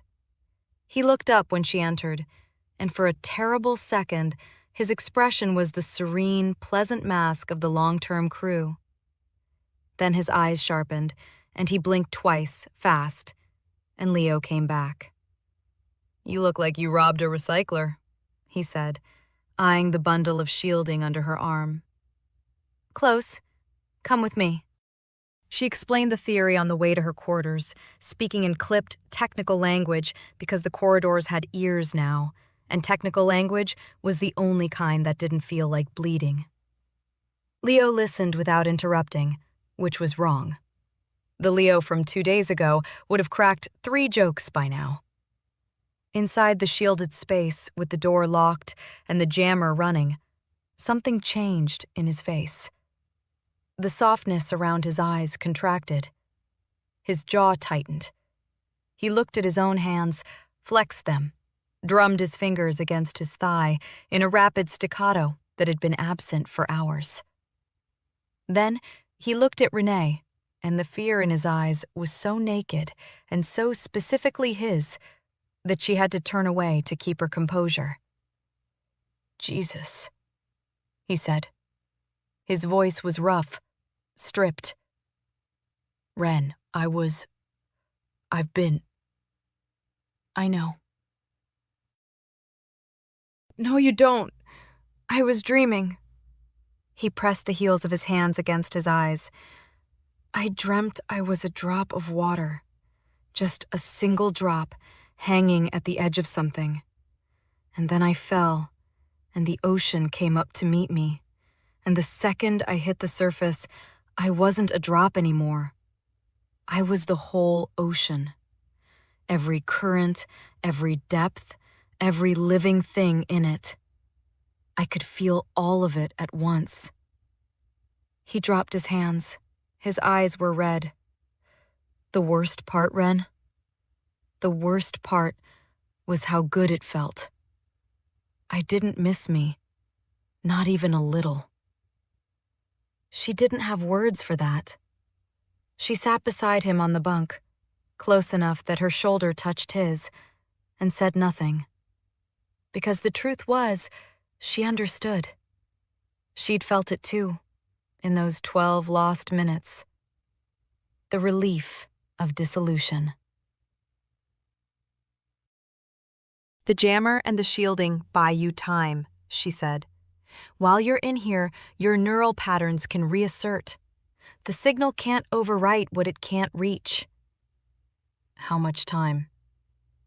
"I don't know. Hours, maybe, if you stay inside the cage." He almost smiled. "My whole life, I've been bad at staying in one place." She gave him 2 hours. She sat outside the shielded space and watched the corridor through a crack in the door while Leo slept inside the cage. And for those 2 hours, the readout on her datapad showed his neural patterns crawling back toward his own baseline, messy and scattered and beautifully noisy. Then he had to leave. He couldn't live inside a foil nest bolted to her bunk frame. He had a shift. He had routines the crew would notice him breaking. And within 20 minutes of stepping into the corridor, she saw the change begin. The slight softening of his expression. The way his fidgeting slowed. The pause before he answered a question from one of the environmental techs that lasted 2 beats too long. Within an hour, the calm had returned. Not all at once. In stages, like water filling a vessel from the bottom up. His second lucid window came at 1400 hours, after she pulled him back into the shielded space and ran the jammer for 40 minutes before his clarity broke through. He surfaced faster this time, but the window itself was short, less than half an hour before the edges of him began to soften again. The clarity was sharp and brittle, and she could see him counting the minutes he had left as a person. "The peaceful parts are getting longer," he said. He was sitting on the floor with his back against the bunk frame, one knee drawn up, his wrench turning slowly in his hand. The fidgeting was deliberate now, conscious, as if he were reminding his muscles how to be restless. "The scared parts are shorter. A couple more days, maybe less, and the scared parts won't come back at all. I'm working on..." "Ren." He looked at her with something that was not quite resignation and not quite peace, and was worse than both. "Maybe you should stop spending time on me and start spending it on the relays." Her hands went still. Perfectly still. "I mean it," he said. "Every hour you burn keeping me lucid is an hour that broadcast keeps running. That's 14 months of signal aimed at 8 billion people. And you're using your shielding on one guy who's already already losing." He finished, quiet. "You know it. I know it. The math isn't hard." The math wasn't hard. The math was simple and merciless, and she hated every number of it. She said nothing for a long time. Then she reached into her pocket and closed her fingers around the corroded bolt, letting its hexagonal edges press into the soft meat of her palm, and stood up. "I'll be back in 3 hours," she said. "You don't have to be." She left without answering, because the answer was yes, she did, and the answer was also that he was right, and both things were true, and neither canceled the other. That evening, she discovered why the shielding worked only inside the cage and nowhere else. She'd assumed the signal's electromagnetic component was broadcast from the antenna array and could be attenuated at the receiver. But when she ran a field strength analysis from 3 points on the station using a handheld sensor borrowed from the maintenance bay, the readings told a different story. The array's amplification had been running at 3 times rated power for 14 months. That energy had to go somewhere besides the outbound beam. It had gone into the station itself. The hull plating, the structural members, the conduit housings, every metal surface on Acheron had been saturated with the signal's electromagnetic signature. The station wasn't just broadcasting outward, it was resonating. The hum she'd felt in her teeth since the first hour wasn't mechanical vibration. It was the signal, soaked into the bones of the station like dye in water. There was no safe space on Acheron. Her shielded bunk was a pocket of air inside a bell that never stopped ringing. She put the sensor down and pressed both palms flat against the corridor wall, feeling the warmth rise through her wrists and into her forearms, and made herself pull away before it reached her chest. The next morning, she began positioning tools. She moved through the station with her datapad and a mental map of Leo's sabotage plan, placing components where she'd need them.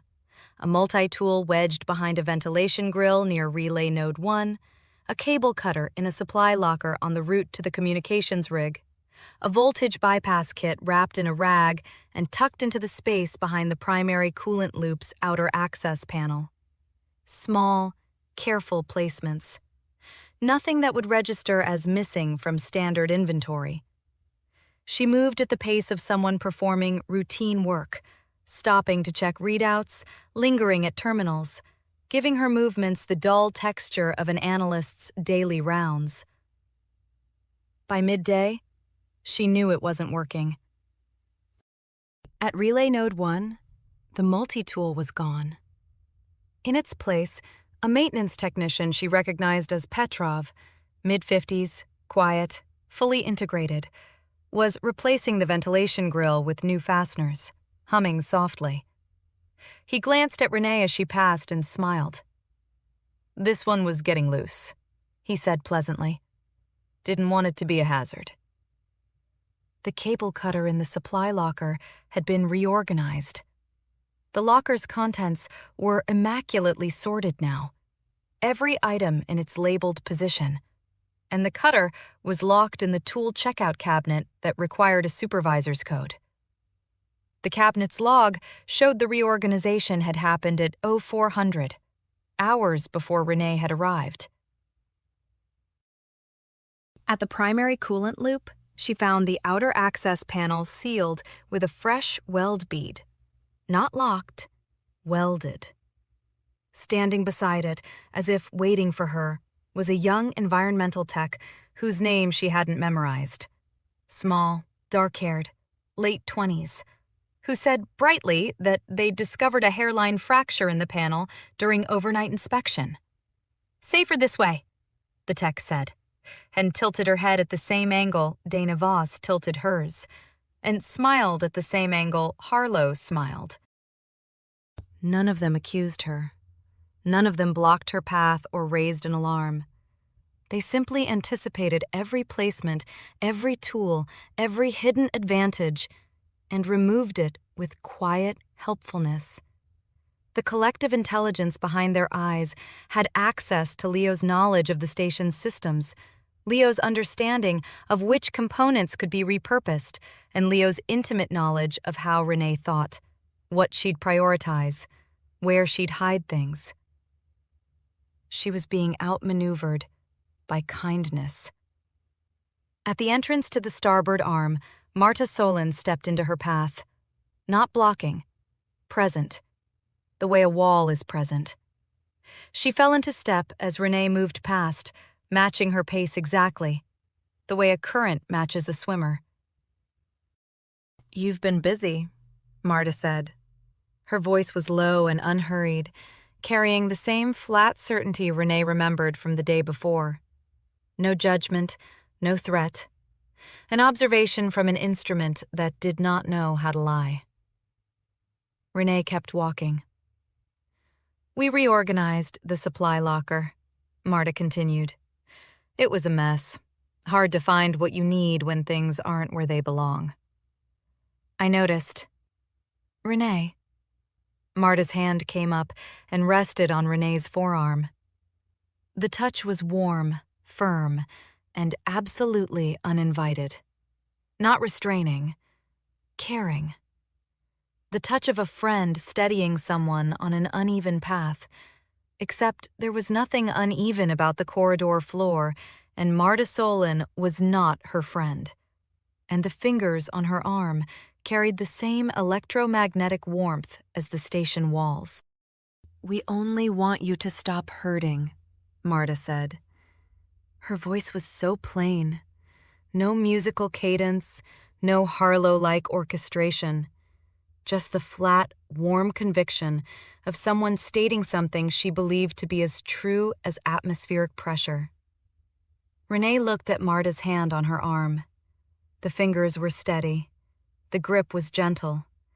The hexagonal imprint from the bolt was still pressed into her own palm, white lines against reddened skin.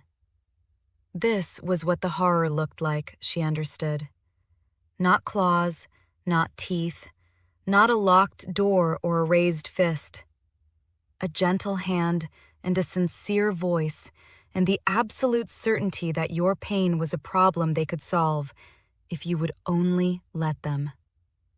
She pulled her arm free.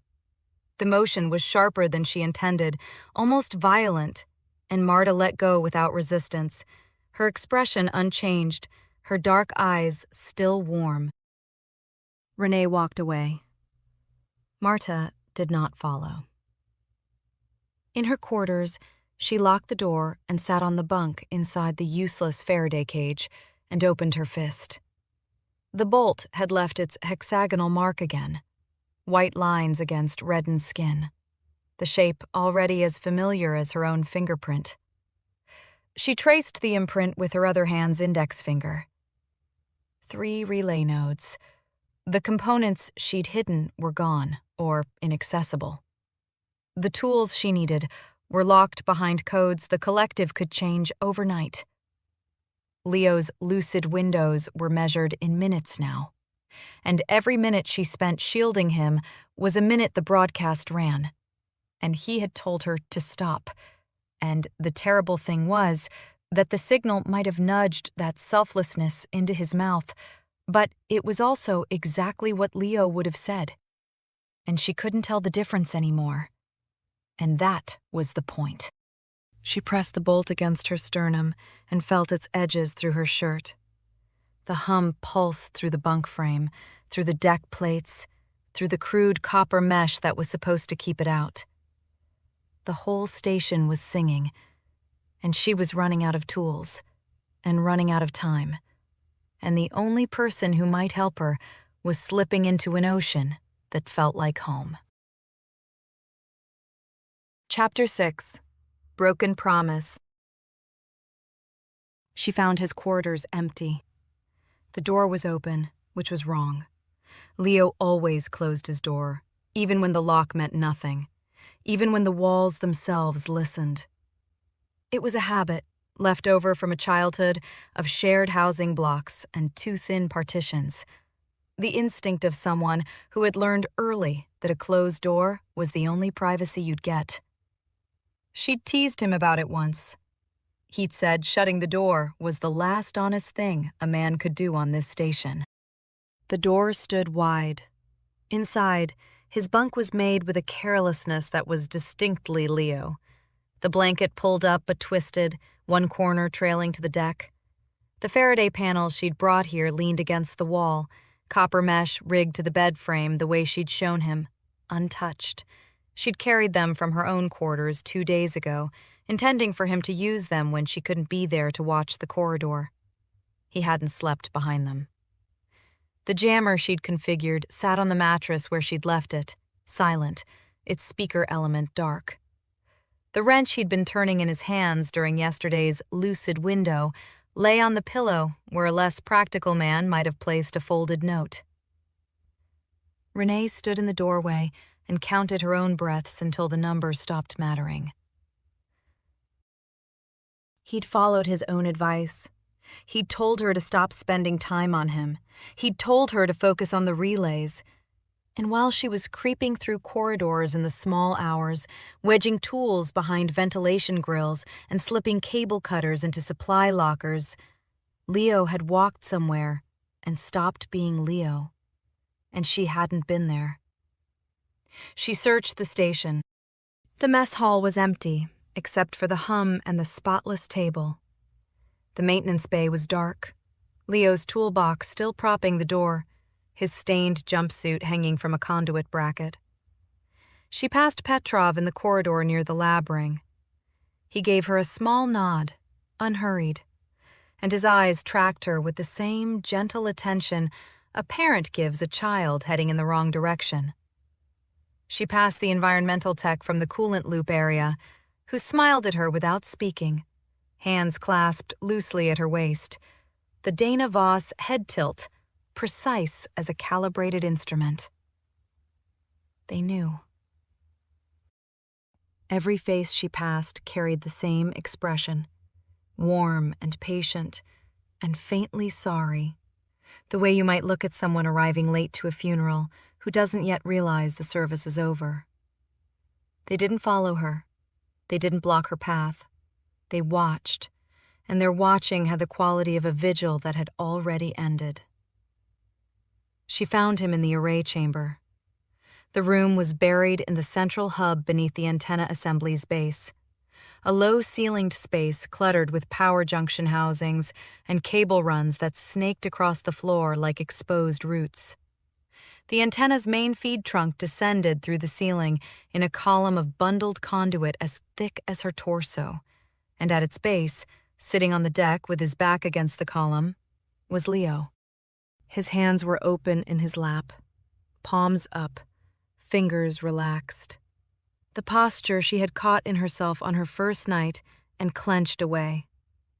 The posture Dana Voss's hand had drifted toward when it reached for the photograph. The signal's signature, written in the body. No fidgeting, no tapping, no restless shifting of weight. His copper-brown hair fell across his forehead, and he hadn't pushed it back. His broad shoulders were loose, settled, as if gravity had become a kinder thing. His eyes were closed, and his breathing was slow and even, and the crooked grin was gone, replaced by an expression she had seen on every face in every corridor for days.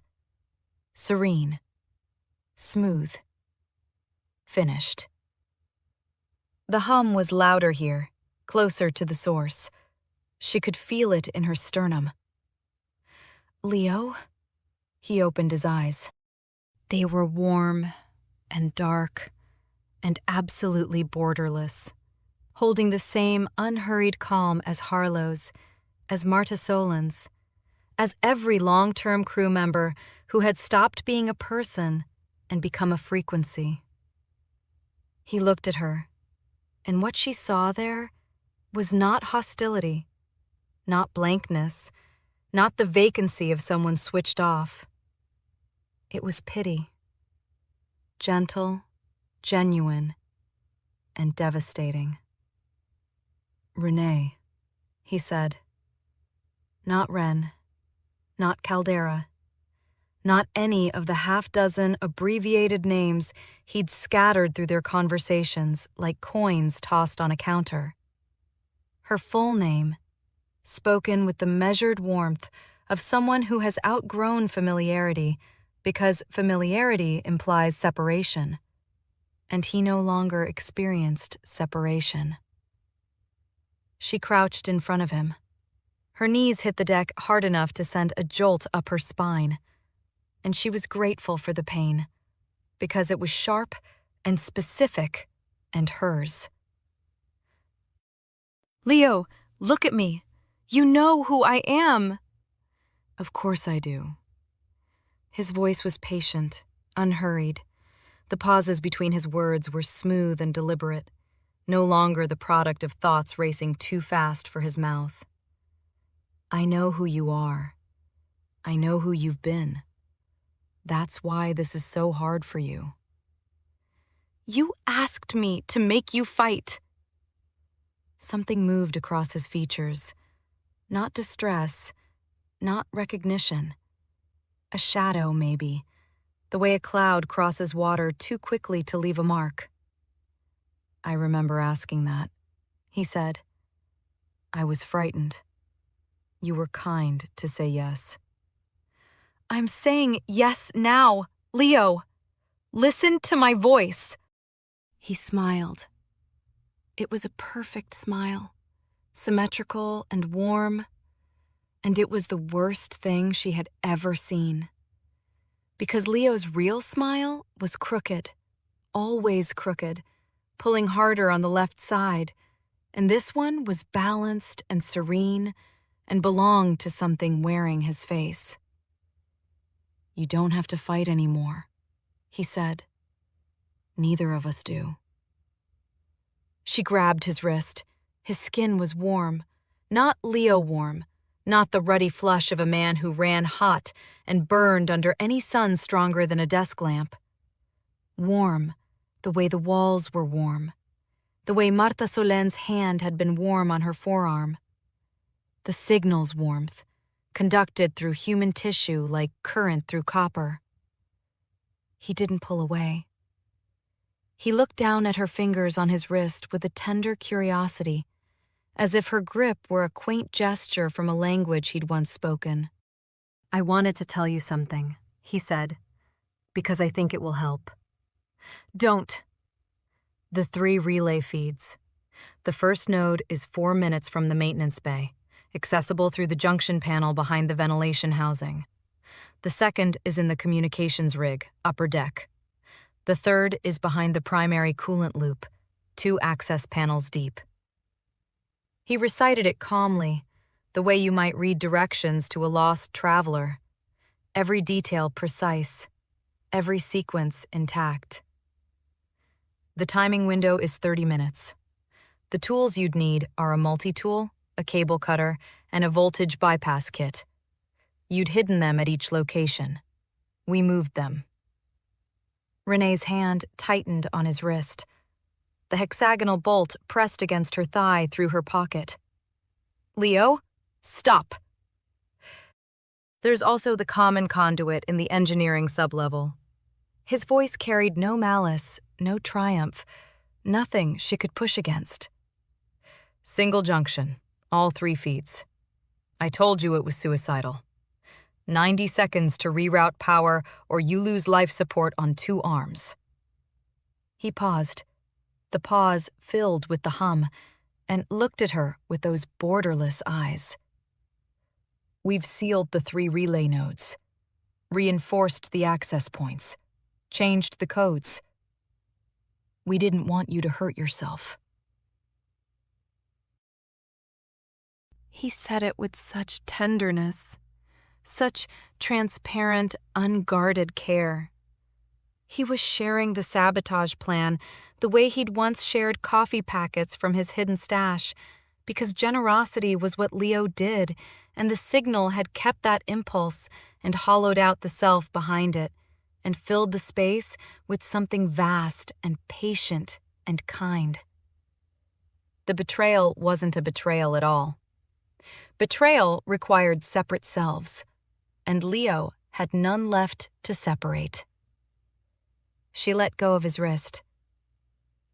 I feel known, Renee. The word landed between them like a stone dropped into still water. Known. The same word from the observation lounge, from his frightened confession about the gaps, from the 12 minutes she'd lost to headphones. Completely known. For the first time. Not the way you and I knew each other, which was beautiful but partial. This is everything. All the currents, all the depths. The ocean drop dream. She heard it in his cadence. A drop of water falling into an ocean, becoming every current, every depth, every living thing. He hadn't been describing a nightmare. He'd been describing a homecoming. The promise I asked you for, he said, and his voice softened further, the gentleness of someone absolving a debt. You don't owe it anymore. I'm not lost. I'm found. Renee stood. Her knees ached from the deck. She took one step back, then another. Leo watched her go with that unbearable pity, hands still open in his lap. And he did not reach for her, and he did not call after her. And the hum filled the space between them like water rising. She walked.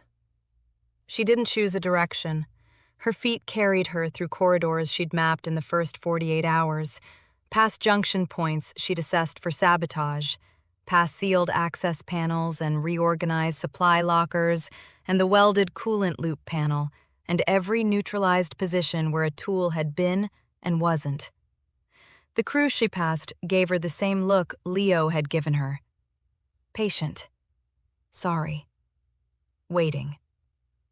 She found the farthest maintenance corridor at the end of the starboard arm, where the passage narrowed and the lighting dimmed, and the station's rotation gave the faintest suggestion of centripetal pull.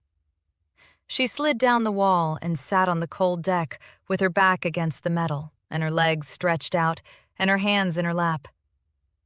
Open, palms up, like Leo.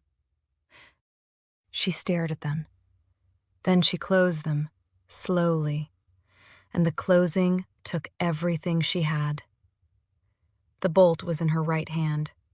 She pulled it from her pocket and set it in her open left palm and looked at it. Small, corroded, hexagonal. The kind that came loose from old equipment housings. It had been warm from Leo's hand when she'd picked it up in the observation lounge, and now it was warm from hers.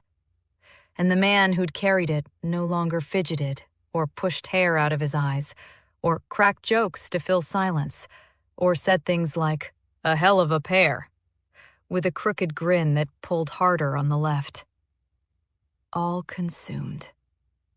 The word she'd been fighting sat in her throat like a bone. She thought about the observation lounge, the lukewarm coffee, the viewport and the bench, and the way he'd told her about company housing blocks, and a father who chased contracts and never landing anywhere long enough.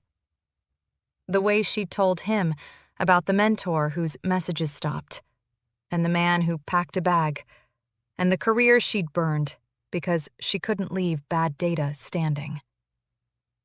The way it had felt to be known by another, separate, flawed, specific person. Not dissolved into. Known. She thought about how she'd chosen the relays, how she'd spent the last 36 hours creeping through corridors, hiding tools, and measuring field strengths and building countermeasures, while Leo sat in her shielded bunk with his neural patterns crawling back toward himself and told her to go. And she'd gone. Because 14 months of signal aimed at 8 billion people mattered more than one man who was already losing. And he was right. And she'd known he was right. And she'd walked away from the only person on this station who still called her Ren. She hadn't been there. He'd walked to the array chamber alone. He'd sat down beneath the antenna column and opened his hands and closed his eyes, and the signal had taken the last of him. And she was in a supply locker counting cable cutters. Every principled choice. Every time. The mentor, the partner, now Leo. She chose correctly and lost completely, and the wreckage was always the same shape. A room with one person in it, and the person was her. The hum pulsed through the wall at her back, through the deck beneath her, through the bolt in her hand. It filled the silence the way water fills a vessel, from the bottom up. Leo's words. The ocean was patient and warm, and it pressed against her from every direction. And her shielded bunk was a pocket of air 3 corridors away. and her tools were gone. And her plan was destroyed, and her ally was erased. And the signal knew everything she'd ever told Leo, and everything Leo had ever felt, and everything she was feeling right now. Sitting on a cold floor at the end of a narrowing corridor with a dead man's bolt in her palm. Her hands lay in her lap, not still with decision, limp with defeat. She stayed there for a long time, and the station hummed, and no one came, because no one needed to. The ocean was patient. It had taken Leo without violence. It could wait for her. Chapter 7. Alone. The hum found the spaces between her ribs. It pressed against the cartilage and settled there, patient as geology. And Renee sat on the cold deck with her back against the wall and let it.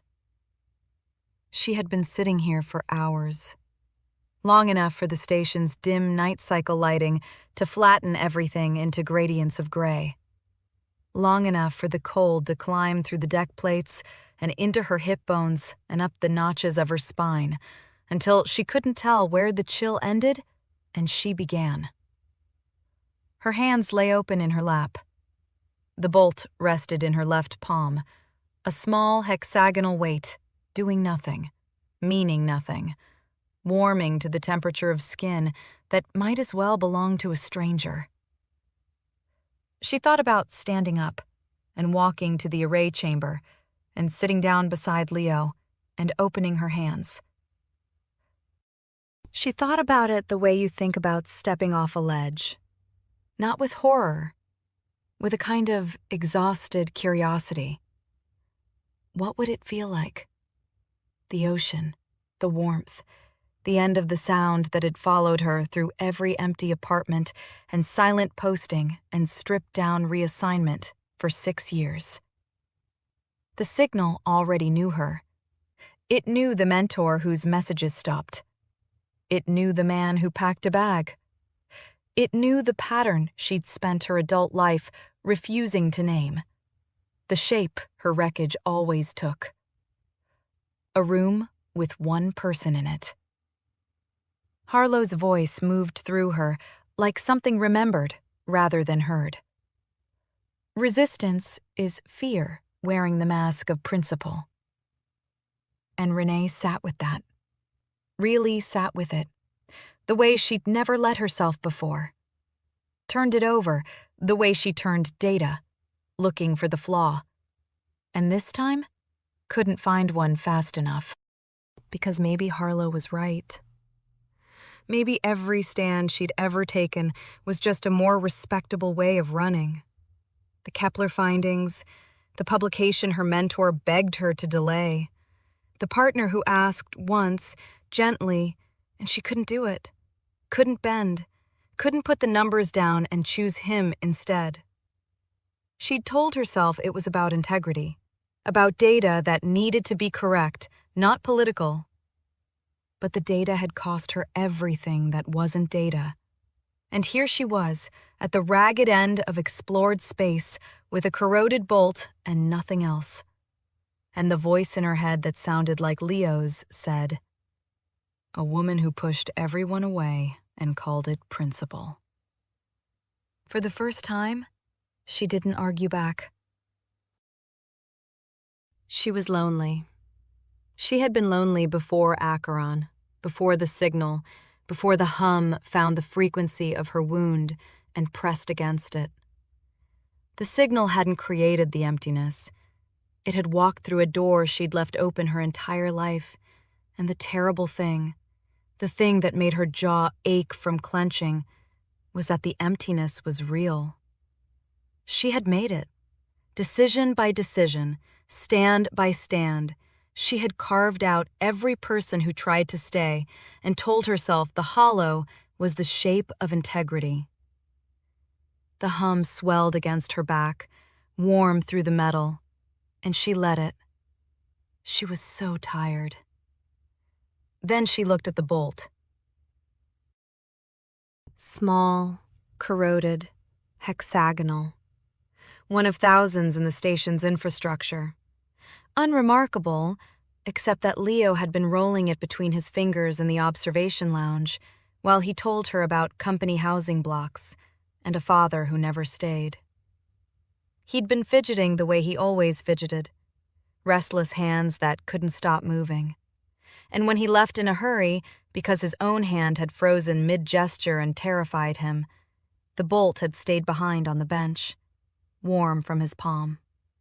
Left freely, in a moment of imperfect, specific, human connection between two people who were both bad at staying. That was what being known looked like.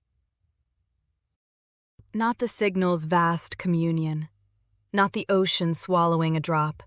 Something smaller, clumsier, a bolt left on a bench. Lukewarm coffee that tasted of plastic, from a stash he wouldn't tell her about. A crooked grin pulling harder on the left, an unfinished joke trailing off because even Leo Maddox, who talked to fill silence the way other people breathed, sometimes ran out of words when the truth got close enough to touch. He had asked her to make him fight, not to make him comfortable, not to ease the transition or hold his hand while the ocean took him. Fight. Because he knew, in the diminishing window when he was still himself, that there was something worth keeping, something messy and frightened and awake. She closed her fingers around the bolt. The hexagonal edges bit into her palm, and the pain was sharp and specifically hers, and she pressed harder until the imprint went white. 8 billion people on Earth had never heard the signal, had never been offered the choice, had never been asked whether they wanted their loneliness solved by something that dissolved the self doing the longing. 14 months of rebroadcast aimed at a planet full of people who were messy and frightened and lonely and alive and themselves. And no one had asked them. No one had asked Dana Voss, who used to name her lab cultures and keep a photograph of her sister. No one had asked Leo. Not really. Because by the time the question became audible, the answer was already being written into his neural architecture while he slept. People deserve to choose. Even if they choose badly. Even if they choose loneliness. Even if they choose the kind of stubborn, costly, isolating integrity that leaves you sitting on a cold floor at the edge of everything with a dead man's bolt in your hand and no one coming. Renee looked at the bolt. She looked at the imprint it had left, the white hexagonal lines already flushing pink as blood returned. She had broken her promise to Leo. She had chosen the relays over him and lost both. She was the loneliest she had ever been, and the loneliness was not a wound the signal had found, but a country she had built and populated with exactly one citizen. And she was not going to let something vast and patient and kind use that country as a doorway. She stood up. Her knees protested. Her back ached from hours against the wall. The corridor stretched ahead of her, dim and narrow, the station's rotation pulling faintly at her balance. She put the bolt in her pocket and pressed her hand flat against the wall for support, and the warmth moved up through her wrist and into her forearm, and she held it there for 3 full seconds before pulling away. Not because it didn't hurt, because she could. She walked. Her quarters first. Inside the Faraday cage with the jammer running its thin static rain, she pulled up her datapad. The bluish screen glow was the only light. She scrolled past the neural convergence data, past the power allocation tables, past the 3 relay node locations with their access sequences and tool requirements. All of it sealed now. All of it known to the collective because Leo had known it, and Leo belonged to the ocean. She stopped at the annotation she'd made in the margins of Leo's power distribution schematic. The detail he'd identified and dismissed when they'd first mapped the array's power grid, when he still had a crooked grin and fidgeting hands and enough of himself left to call something suicidal. The common conduit, engineering sublevel. A single junction where all 3 relay power feeds passed through shared housing before splitting to their respective array segments. One cut, and the entire rebroadcast went dark. Leo had mapped it on the schematic, traced the lines with his finger, then shaken his head. 90 seconds. That was the margin. Sever the relay feeds at the common conduit, and main power to life support on 2 of 3 radial arms dies with them. Environmental controls, atmosphere recycling, thermal regulation. Someone would need to reroute power back to life support within 90 seconds, or CO2 scrubbing fails. After that, temperature drops below survivable within 20 minutes. Leo's exact words, preserved in her notes: suicidal or out of options? She was out of options. The collective had sealed Leo's plan. They had reinforced access points, changed codes, removed hidden tools, welded panels shut. They had done it with quiet efficiency and genuine concern because they loved her, the way the ocean loves a raindrop. But they had sealed the plan they knew about. The 3 relay nodes, the sequential approach. They had not sealed the engineering sublevel because Leo had dismissed it, and the collective's knowledge came through Leo. Renee turned off the jammer, pocketed the datapad, and left her quarters. The engineering sublevel access was a heavy maintenance hatch set into the deck near the central hub, secured with a manual release that required no code. She'd walked past it a dozen times without a second glance. At this hour, the corridor was empty, the night cycle lighting casting long shadows that pooled around her feet. She pulled the release. The hatch groaned open on hydraulic hinges, revealing a vertical ladder descending into a space that smelled of heated metal and recycled air pushed past its useful life. She climbed down. The sublevel was a crawl space in philosophy, if not quite in dimension. Low ceiling, maybe 1.5 meters, forcing her into a permanent crouch.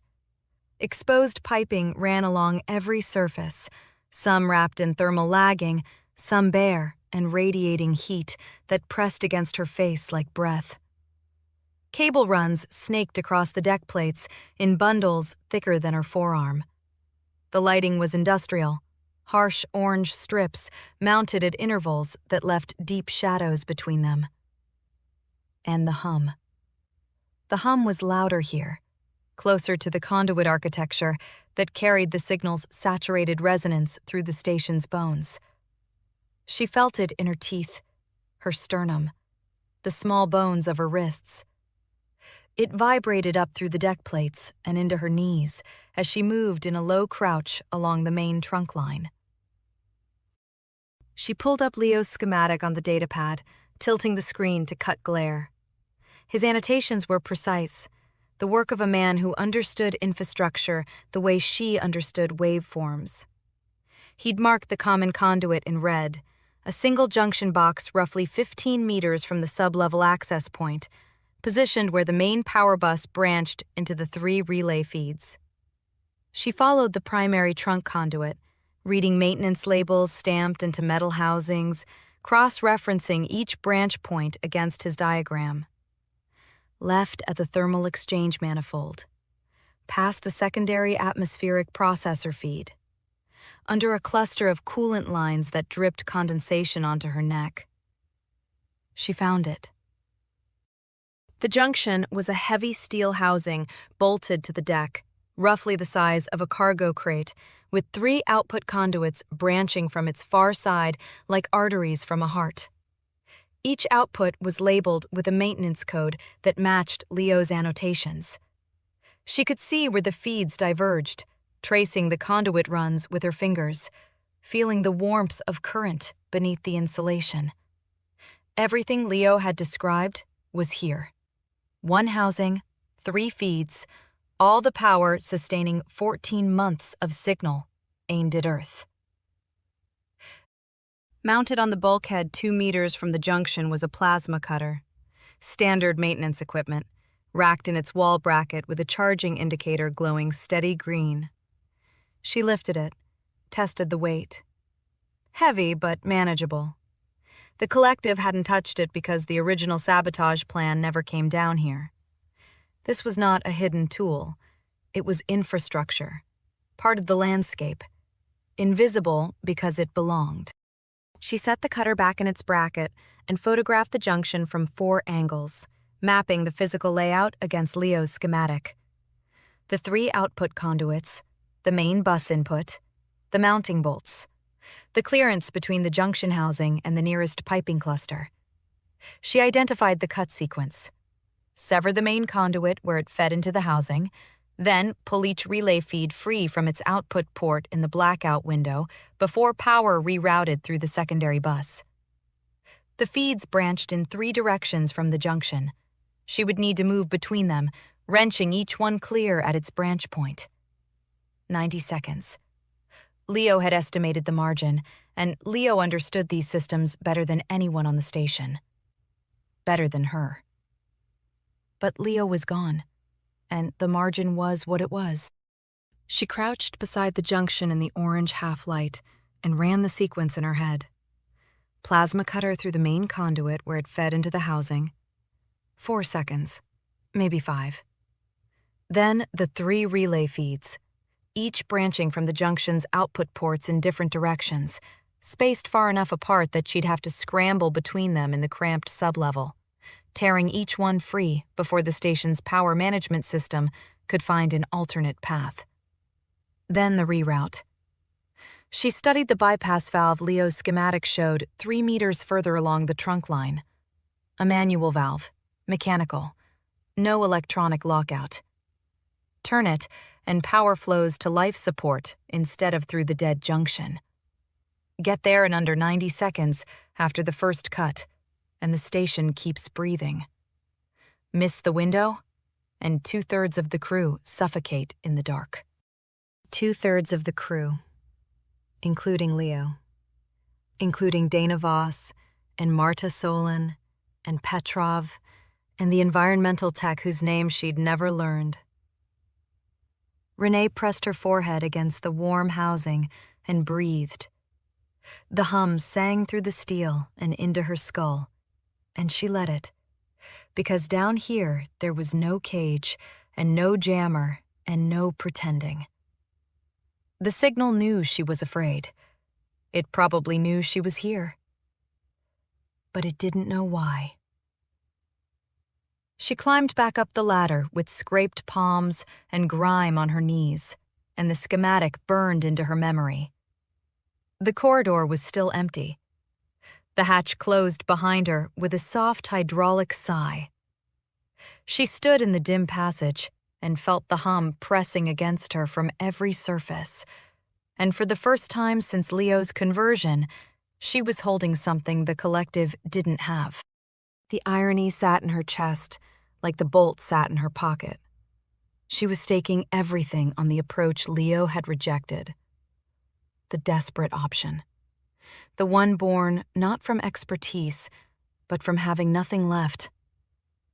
Leo had been right to dismiss it when they had 3 relay nodes and a 30-minute window and hidden tools and each other. They didn't have any of that now. They had a signals analyst with an engineer's secondhand notes and a 90-second margin, and the willingness to accept what the man who understood the systems best would not. She walked back toward her quarters. The hum followed her through the walls, the deck, the air itself. She was the loneliest she had ever been. She did not open her hands. Chapter 8. The Offer. She heard the footsteps before she saw anyone. They came from the direction of the central hub, measured and unhurried, each one placed with the deliberate patience of someone who had all the time left in the universe. Renee was in the corridor outside her quarters, datapad in hand, reviewing the cut sequence one final time before she committed to memory and erased the photographs. The hum pressed against her from every surface. The footsteps pressed through it, parting the ambient drone the way a stone parts still water. Harlow rounded the corner and stopped 6 paces away. She was exactly as Renee had first seen her at the docking bay. Silver-streaked hair pinned in its precise bun, dark eyes holding steady contact, face smooth and unlined in a way that was wrong for a woman in her late 40s. She wore a simple station jumpsuit, same as the rest of the crew, and her hands were clasped loosely in front of her. No tension in her shoulders, no urgency in her posture. She looked at Renee the way you look at a friend you've been expecting. "You've been busy," Harlow said. Renee powered down the datapad and slid it into her pocket beside the bolt. Her hands were steady. "Just reviewing maintenance logs." Harlow's smile was small and warm and entirely genuine. "May I sit with you?" She didn't wait for permission. She crossed to the opposite wall and lowered herself to the deck with the unhurried grace Renee had cataloged a dozen times, every gesture economical, every movement flowing into the next, as though choreographed by something patient enough to smooth away all hesitation. She settled with her back against the corridor wall, legs extended, hands resting open in her lap. Not confrontational, not threatening. An invitation. The lighting in the corridor shifted. Renee registered it peripherally, the overhead strips dimming by perhaps 10%, the color temperature warming from clinical white toward something closer to amber. The hum modulated beneath the change, dropping half a register into a frequency Renee felt in her solar plexus rather than her teeth. The station breathing around them both, adjusting, cradling the moment. "You're doing that," Renee said. "The lights, the hum." "Not deliberately," Harlow tilted her head. "It's more like the station responds to attention. When something matters, the environment reflects it. You felt it, in your quarters, in the walls." Renee had. She said nothing. Harlow looked at the ceiling for a moment, and when she spoke again, her voice had shifted, not in volume or cadence, but in register. Softer, more specific, as though she were speaking from a place she rarely visited. "I was a field researcher once, before all this, before the signal, before the Directorate, before Acheron." She paused. 3 years on a deep space electromagnetic survey. Small ship, 4-person crew, but I was the principal investigator. 18-hour days. I lived inside the data. Loved it more than I loved anything else in my life, and I knew it. And I told myself that was fine. Renee's fingers curled against her thighs. When the survey ended and I came back, there was no one waiting. Not because they'd died or moved or forgotten. Because I'd never given anyone a reason to stay. Harlow's eyes found Renee's. My apartment had dust on every surface except the desk. I'd set up a remote workstation before I left. 3 years of mail in a box by the door that I hadn't arranged for anyone to collect, because there was no one to ask. Her smile changed. Still warm, but threaded now with something that looked, impossibly, like remembered pain. I know what your loneliness tastes like, Renee. I lived in it. The words landed in Renee's chest like a physical blow. Not because they were manipulative, because they were true. She recognized the architecture of Harlow's story the way she recognized her own reflection. The silent apartment, the desk as altar, the mail no one collected. The principled solitude reframed as devotion to the work. She had been that woman. She was that woman. The signal didn't take that from me, Harlow said. It held it. Every hour of it. Every empty room and unanswered message and morning where the silence was louder than any instrument I'd ever calibrated. It held all of it. And it didn't ask me to explain. And it didn't ask me to justify. And it didn't flinch. She pressed her palm flat against the deck plate beside her. The hum rose through her hand and up her arm. Her eyes never left Renee's. That's what being known feels like. Not the absence of pain. The presence of something vast enough to contain it. Renee breathed. The corridor was warm. The amber light softened every edge, dissolved every shadow into something gentle. She could feel the hum through the wall behind her back, through her palms where they pressed against the deck, through the soles of her boots. Patient, encompassing. It knew she was here. It knew she was listening.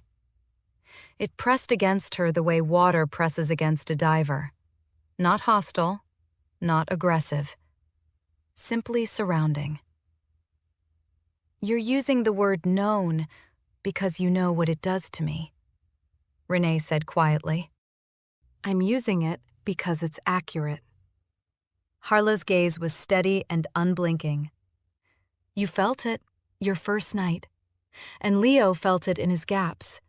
He told you about the gaps in the observation lounge, how it felt like someone already understood everything he'd ever been afraid of, how the worst part was that he missed it when it came back. You recognized that word, known, because it matched something you'd already felt. Leo carried that conversation with him, and what he carried, he shared. The stolen knowledge. Pulled from conversations Renee had believed were private, channeled through Leo's open moments, received by something vast and patient, and now handed back to her with devastating precision. What Leo had carried from the observation lounge, the mentor, the partner, the loneliness Renee had laid bare, all of it transmitted through his connection to the collective. Leo isn't suffering, Harlow said. The shift was seamless, from shared vulnerability to targeted certainty. Her voice remained warm, unhurried, genuinely compassionate. I know you think he is.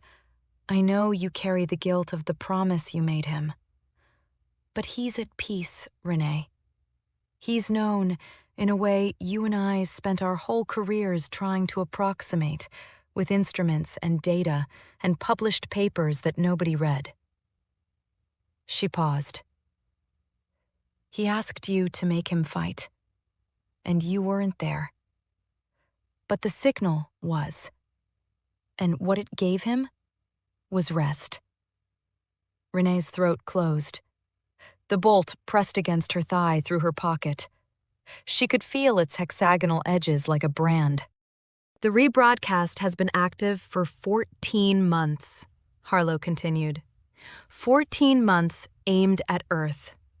8 billion people already feeling the first edges of what we feel here. The faintest warmth, the beginning of recognition, like sunrise through a window they didn't know they had. She leaned forward slightly, and the movement carried no menace at all, just earnestness. just care. If you destroy the array, you sever that connection. Not for us, for them. For people who are just beginning to feel less alone.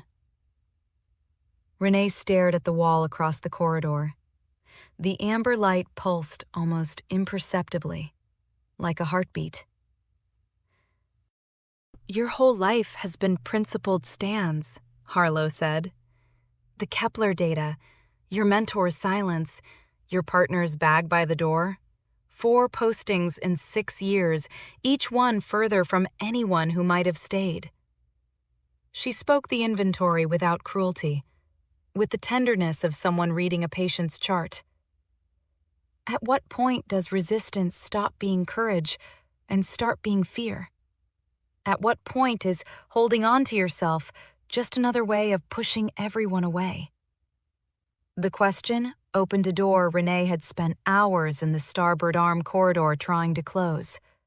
She felt it swing wide, felt the draft. She reached into her pocket and closed her fingers around the bolt. The hexagonal edges bit into her palm. She held on. I'm not asking you to give anything up, Harlow said.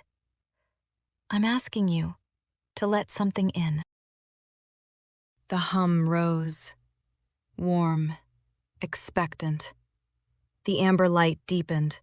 Renee's eyes burned, and she did not blink, because blinking meant closing them, and closing them meant 12 minutes in the operations center, the dissolution of everything jagged and specific and painful that made her herself. For one long moment, she almost said yes. She felt it. The pull, the vast, gentle gravity of it, the promise that she would never again sit alone in a corridor at the edge of explored space, wondering if she had pushed away every person who mattered because she was principled or because she was afraid. The signal offered her an answer. The signal offered her an end to the question. And the end was so warm. And she was so tired, and Harlow was looking at her with dark, steady, compassionate eyes that held no malice at all, only patience, only the serene certainty that surrender was not loss, but arrival. Renee thought about Leo's face, not the serene mask in the array chamber, the real one.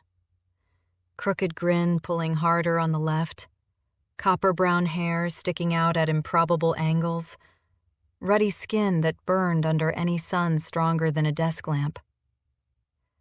The fear in his eyes in the Faraday cage, naked and specific, and his.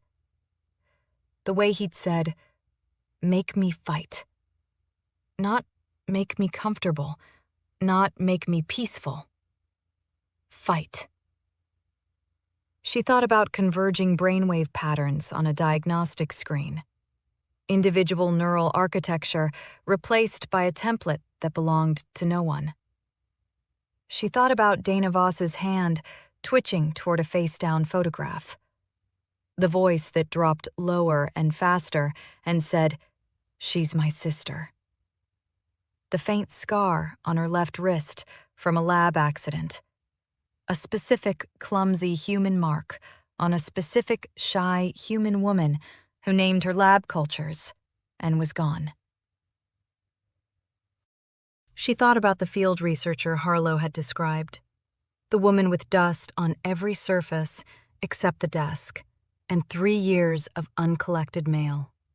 The woman who had been specific and solitary and driven and real. She looked at Harlow now, smooth, unlined, serene, and saw the absence where that woman had been. You said you know what my loneliness tastes like, Renee said. Her voice was rough. Maybe you did. Once. Before it got smoothed away like everything else. Harlow's expression didn't change. Patient. Waiting. Leo asked me to make him fight because he was frightened. Renee said. Because he could feel himself disappearing, and he didn't want to go. You didn't give him rest. You gave him an ending. She swallowed. Dana Voss named her lab cultures and kept a photograph of her sister and had a scar on her wrist.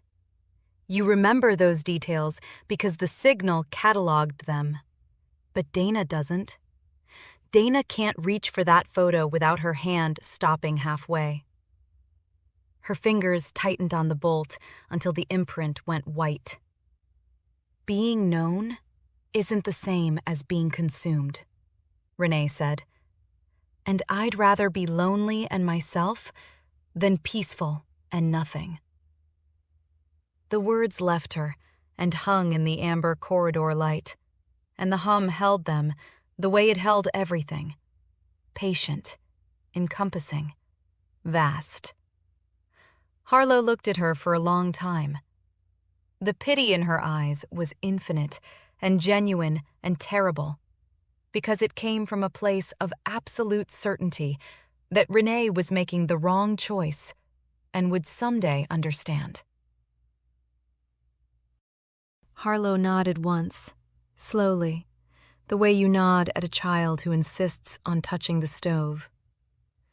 Then she rose with the same unhurried grace that had carried her around every corner and through every doorway since the day Renee arrived. She smoothed her jumpsuit. She clasped her hands. "The door is always open," she said. She walked away. Her footsteps receded down the corridor, measured, patient, certain that the signal's patience exceeded any human resistance. She was wrong. Renee sat in the dimming amber light with the bolt pressed into her palm and the thesis statement still resonating in her chest. The hum settled back to its baseline frequency. The corridor returned to clinical white by slow degrees. The warmth receded from the walls, not vanishing, but retreating to its constant, patient murmur. Her eyes were wet. Her hand was shaking. She did not open her fingers. Harlow had given her something without meaning to. Not the memory of the field researcher, though that would stay. Not the targeted precision of the appeal, though the bruises from it would last. She had given her an empty corridor and an unguarded path, because the collective was certain, with the serene, implacable confidence of the converted, that Renee Caldera had nowhere left to go. Renee stood. She wiped her eyes with the heel of her free hand. She pocketed the bolt and pulled out her datapad and powered it on.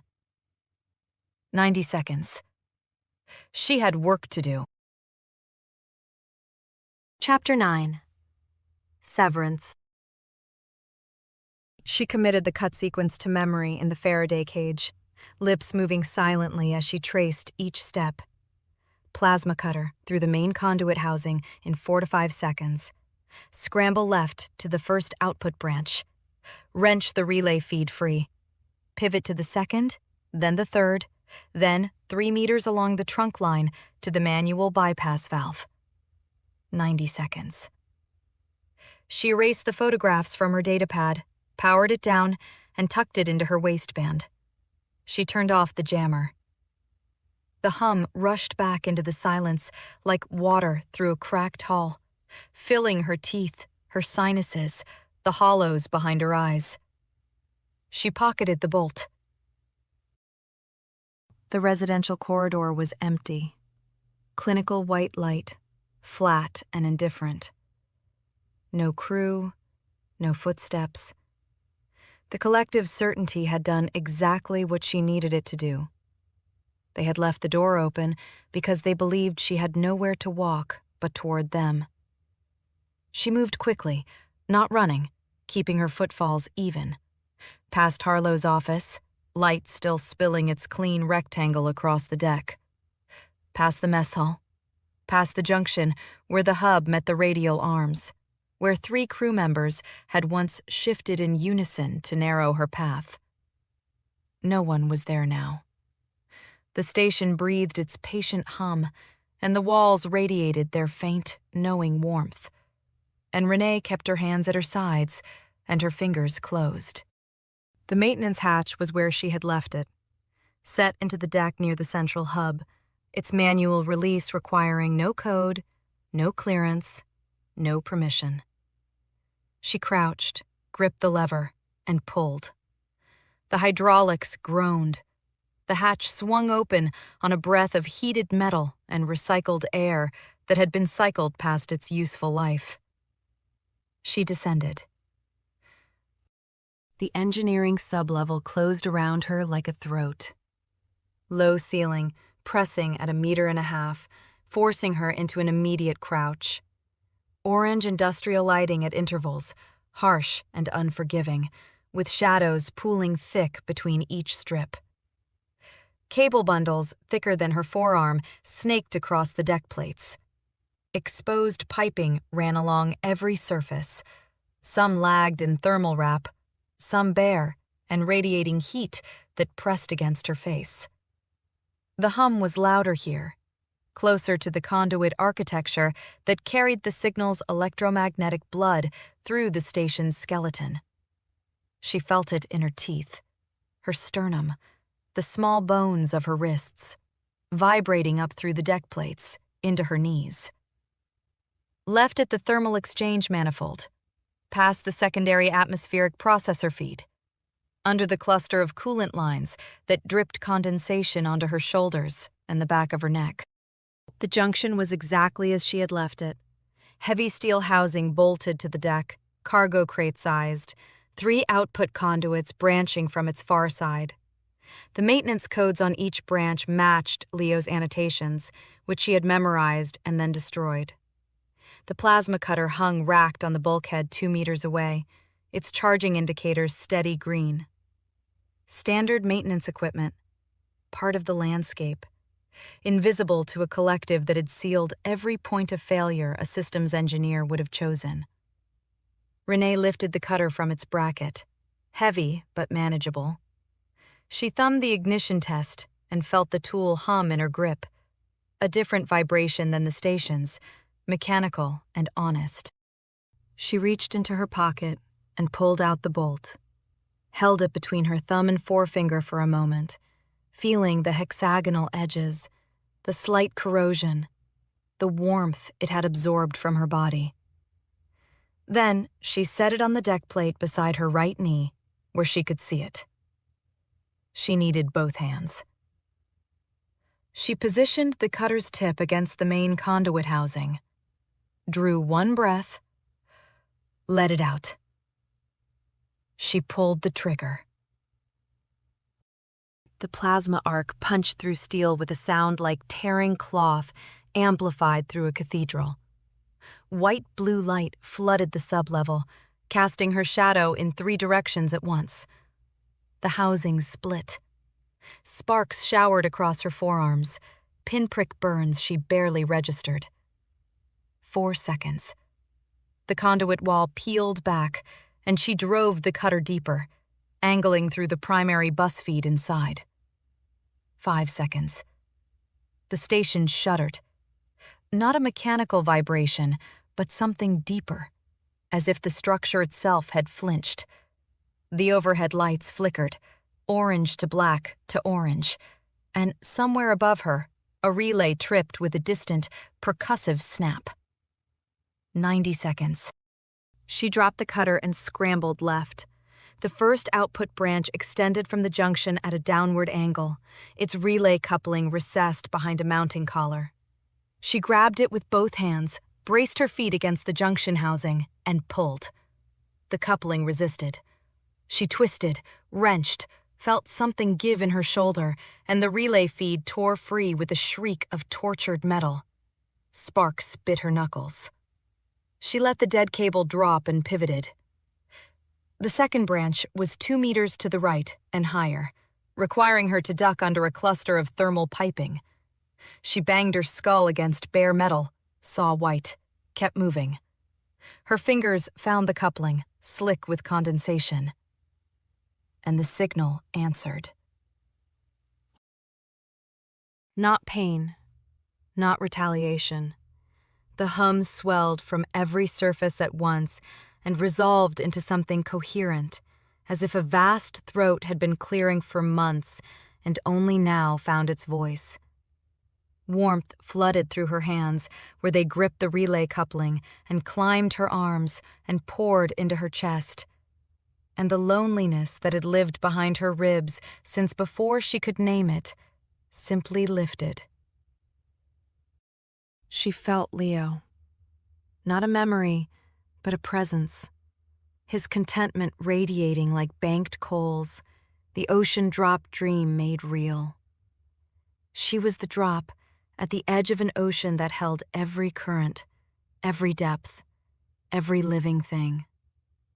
She felt Harlow's certainty, clean and absolute, a life stripped of doubt. She felt Dana Voss's quiet dissolution, the shy woman with the scar who no longer needed to name things because everything was already named. She felt Marta Solin's directness purified into communion, and Petrov's gentle attention expanded into something without borders. She felt herself begin to dissolve. Her grip loosened on the relay coupling. Her fingers softened. The hexagonal imprint on her palm, still white from gripping the bolt, filled with warmth and began to fade.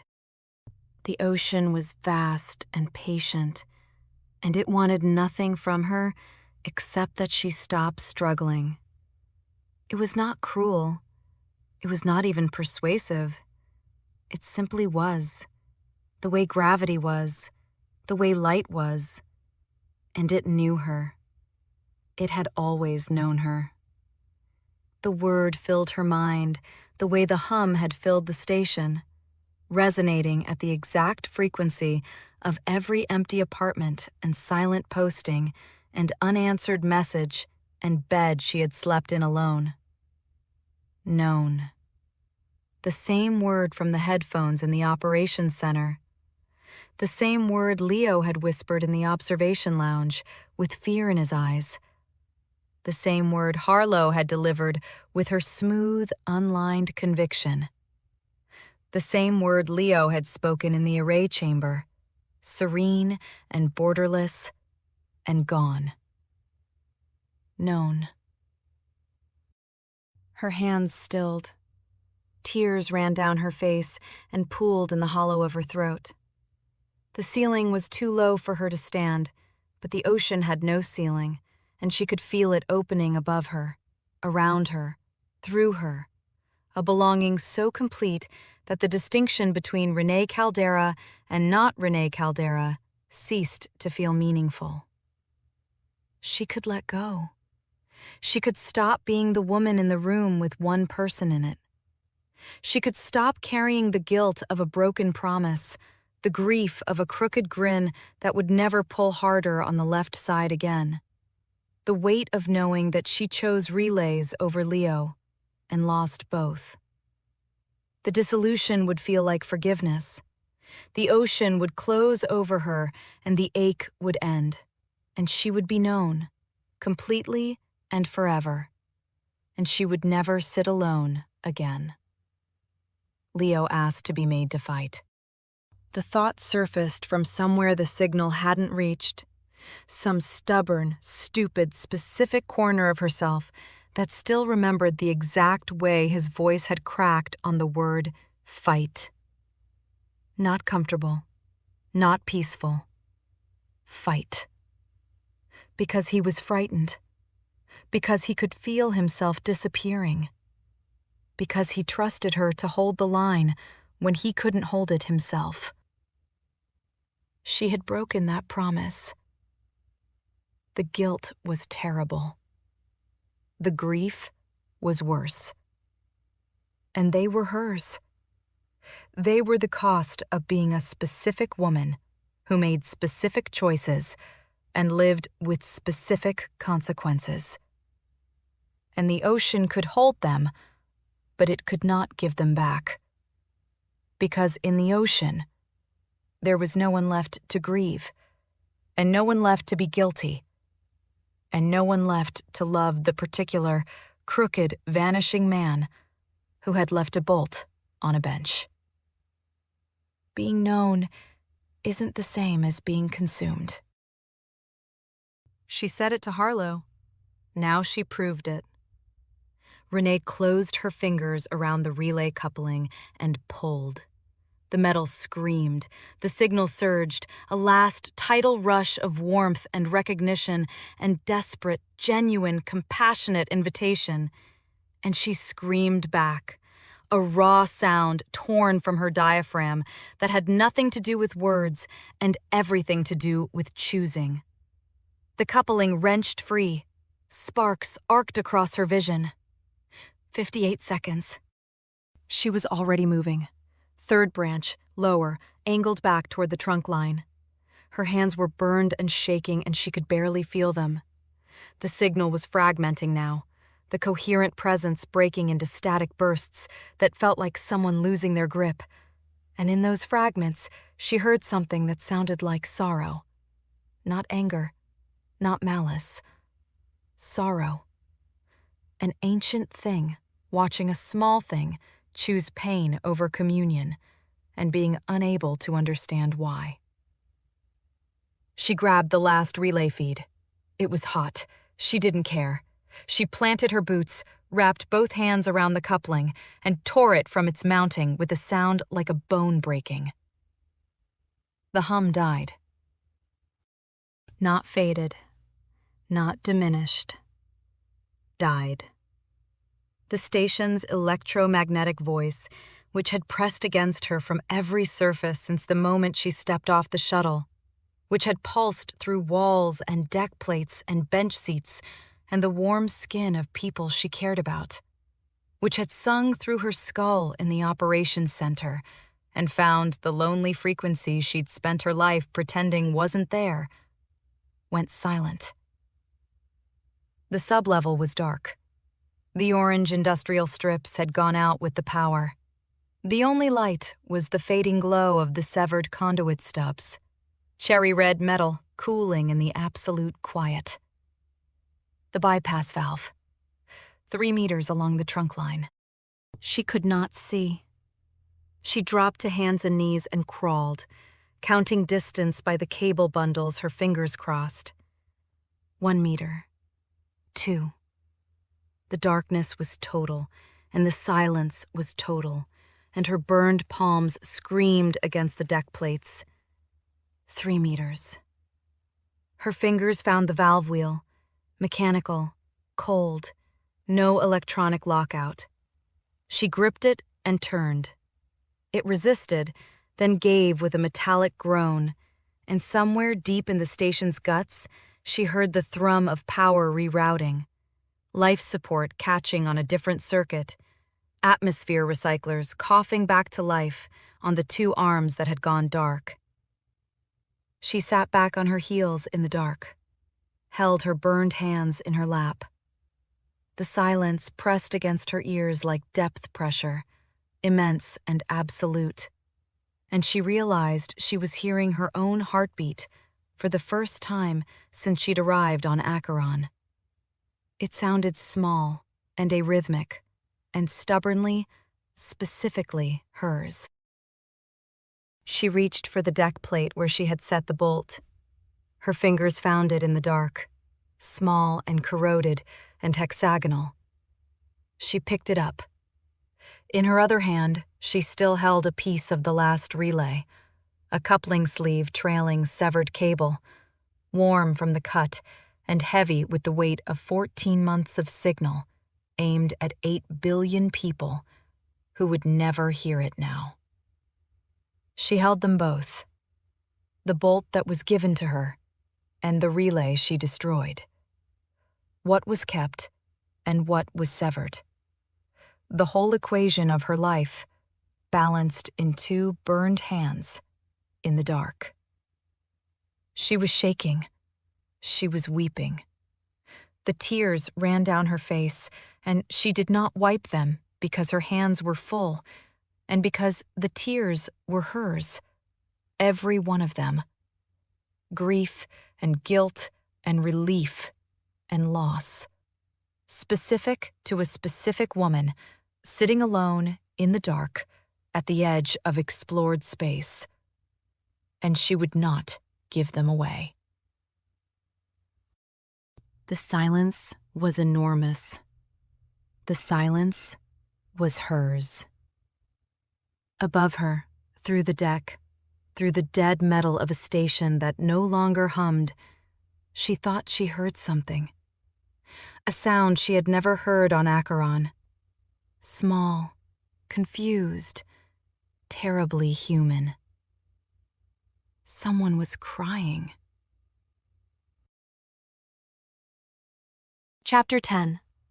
Silence. She climbed out of the sublevel on hands that barely worked.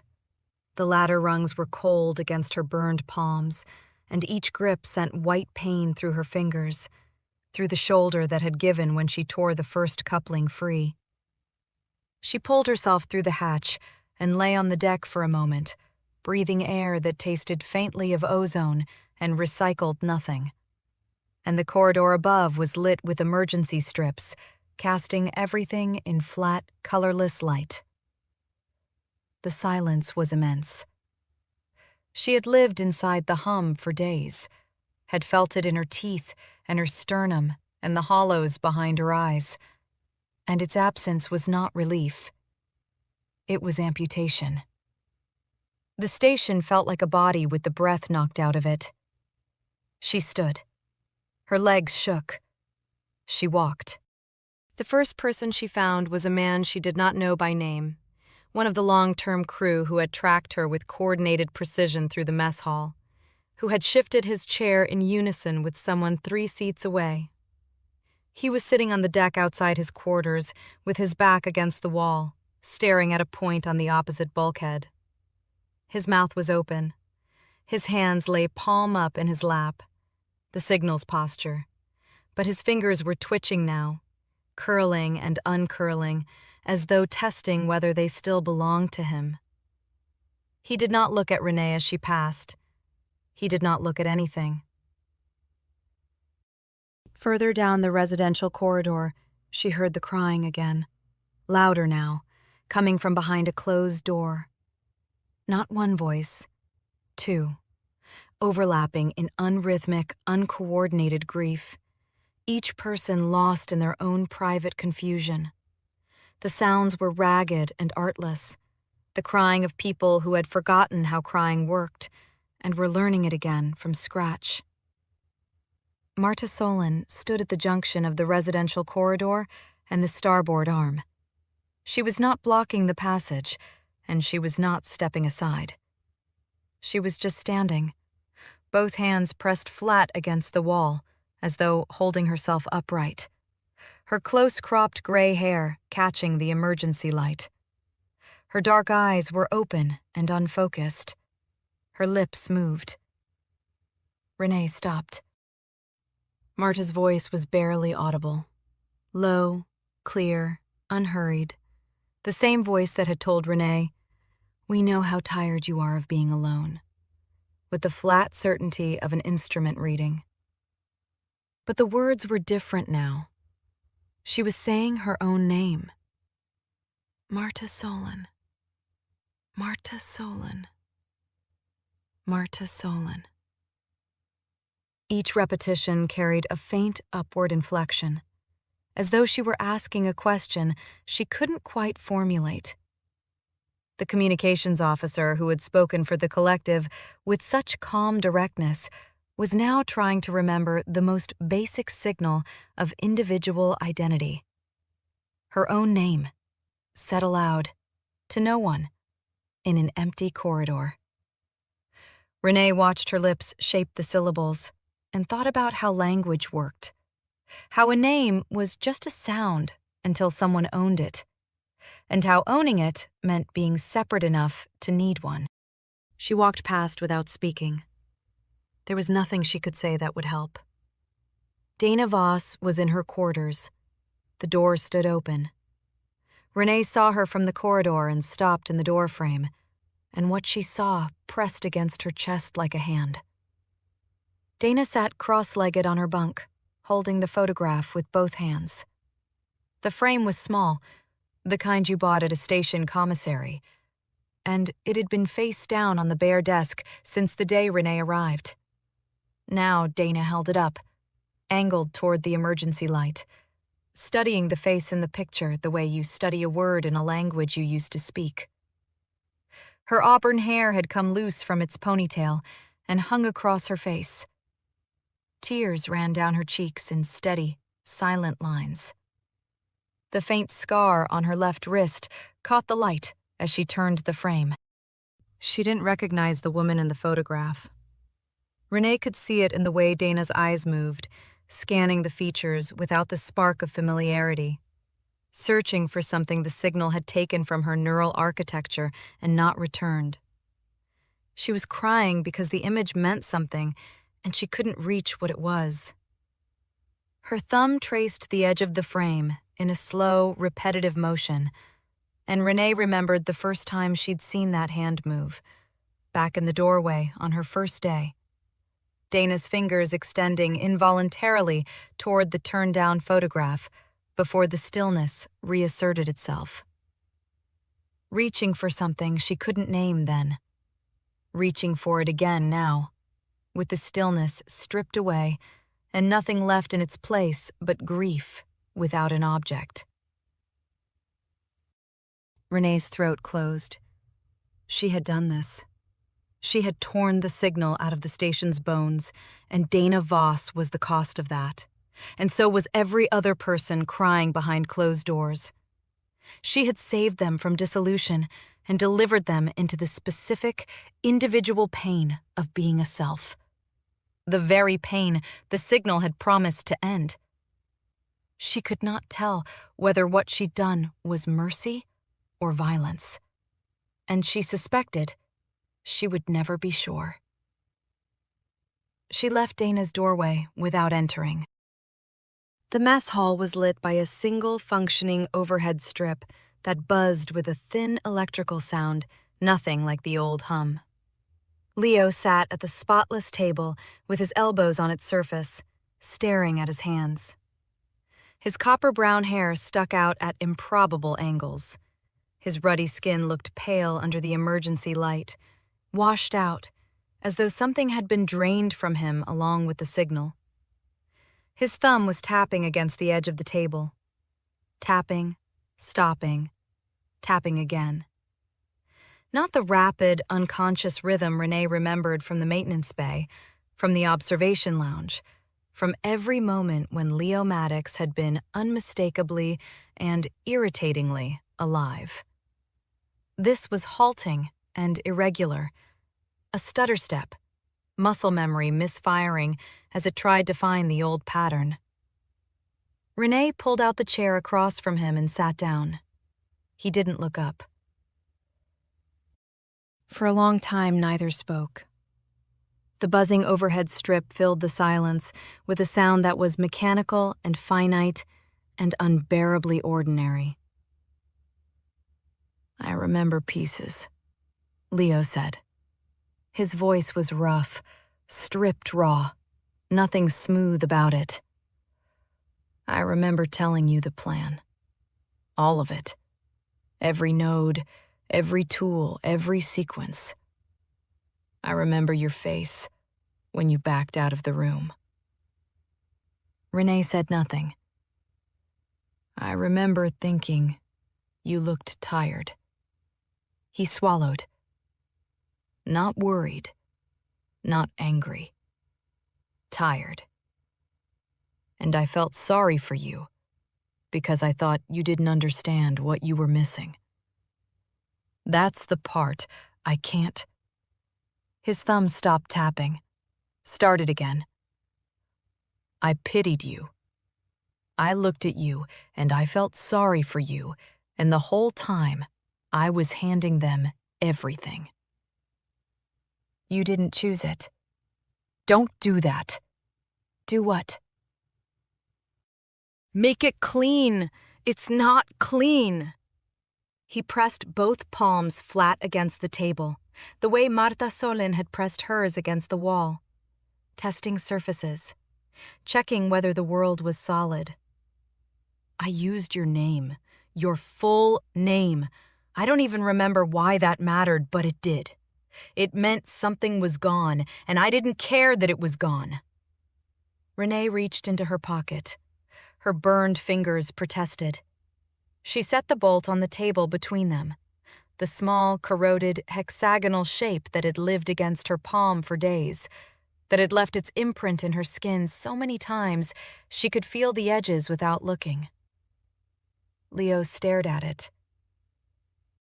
His hand moved before the rest of him decided. His fingers closed around the bolt and turned it over, thumb finding the flat faces, index finger tracing the corrosion. He didn't remember dropping it on the observation lounge bench. He didn't remember being the kind of man who carried junk in his pockets because his hands needed something to do. But his fingers knew it. They turned it with the specific, clumsy, restless motion of a man who had spent his life being good with his hands and bad with goodbyes. "Ren," he said, and his voice cracked on the single syllable like something breaking open. She did not reach for him. He did not reach for her. They sat on opposite sides of a table in a mess hall lit by one buzzing strip, and the silence between them was not the signal's vast communion and not Renee's old armored isolation. It was smaller than both. Damaged. Specific. The silence of two people sitting together who knew exactly what they'd lost and what they'd cost each other, and who stayed anyway. Not because it was comfortable, but because leaving would have been easier, and neither of them had ever been good at easy. The bolt turned in Leo's fingers.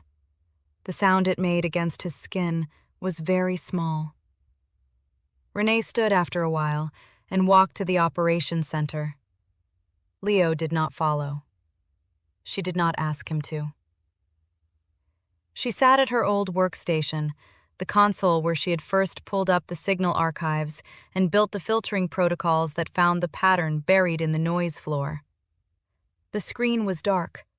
The main server hummed with residual power from the emergency circuit, a thin mechanical drone that bore no resemblance to the hum that had lived in the station's bones. She stared at the dead display for a moment, the place where it had all started, where she had put on headphones and lost 12 minutes and learned what it felt like to be known by something vast. And then she stood and left. Harlow was in her office. The door was open, the way it had always been open, but the meaning had changed. Before, the open door had been an invitation, an extension of the signal's patient, encompassing confidence that everything would arrive in its own time. Now it was just a door that no one had closed because no one remembered to. Harlow sat at her desk before a dead display. The screen was dark. No data, no signal trace, no scrolling waveform. Just a black rectangle reflecting the emergency light and the woman sitting in front of it. Her silver-streaked hair had come loose from its precise bun and hung around her face in strands. Her hands lay in her lap, not open-palmed in the signal's posture, but simply placed there, without purpose. Her dark eyes were open and looking at the dead screen, and they were not steady, and they did not hold contact, and they blinked too often. She looked every year of her age. The smooth, unlined quality that had made her face seem retouched, sanded from the inside, was gone. Lines creased the corners of her eyes and the skin around her mouth. Not the earned lines of a life lived in full expression, but the sudden, brutal appearance of years that had been held in suspension by something that no longer held them. She looked like a woman in her late 40s who had gone through something terrible and come out the other side with nothing. She did not look at Renee. She did not look at anything. She sat in a room that was just a room, in front of a screen that was just a screen. And the luminous conviction that had made her the most persuasive person Renee had ever met was absent. Not hidden. Not waiting. Gone. The woman who had sat on the corridor floor and described cosmic belonging with a voice that made you ache to believe her, who had said, "The door is always open," with the serene certainty that you would eventually walk through it, was not there. What remained was a woman in a chair, and the chair was in a room, and the room was on a station that no longer hummed. And that was all. Consumed, Renee thought. Not known. The signal had held Harlow completely, had dissolved her questions and her doubts, and the driven, solitary field researcher who had once spent 3 years inside her data and loved it more than anything. It had taken all of that and given back serenity. And now, the serenity was gone, and there was nothing underneath it. Because underneath it, the woman had been emptied out. Harlow had believed she was known. She had been devoured. Renee turned and left the open door behind her. She went to the communications rig. The primary systems were down, but the emergency transponder ran on an independent power cell designed to survive exactly the kind of catastrophic failure she had just engineered. She keyed in the standard deep space distress protocol, entered the station's designation and coordinates, and transmitted. The beacon pulsed outward at the speed of light into the dark between stars. Within 40 minutes, a confirmation signal returned, relayed through the nearest comm buoy. Extraction was en route. Estimated arrival, 11 days. She did not know who had received the beacon. The agency had factions that understood and supported the rebroadcast. Harlow had told her that. The people coming might be allies. They might be the architects of a project she had just destroyed. They might arrest her. They might thank her.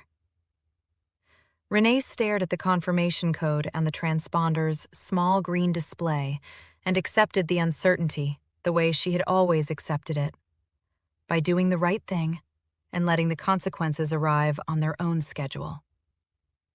Integrity had never guaranteed outcomes. It only guaranteed that you could look at your own hands and know what they had done. She went to the observation lounge.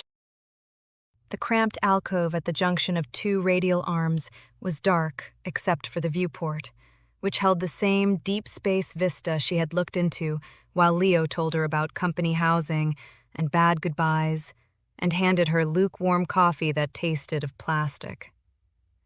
The bench was bolted to the floor. She sat on it. The metal was cold through her uniform and did not vibrate. The hum that had pressed through this bench and into her bones was gone, and its absence was the loudest thing she had ever heard. She looked out the viewport at the dark between stars. The signal was gone from the station. The relay feeds were severed, the conduit housing cut, the antenna dead. 14 months of rebroadcast toward Earth ended. But 14 months had already arrived. The signal had been reaching 8 billion people for 14 months, and she could not unsend what had already been sent. Somewhere on Earth, people might be feeling the first edges of warmth, the faintest sense of being recognized, the loosening of loneliness that she had felt through headphones in the operations center on her first night. She did not know whether it would fade without the source, or whether a year of exposure had already planted something that would grow on its own.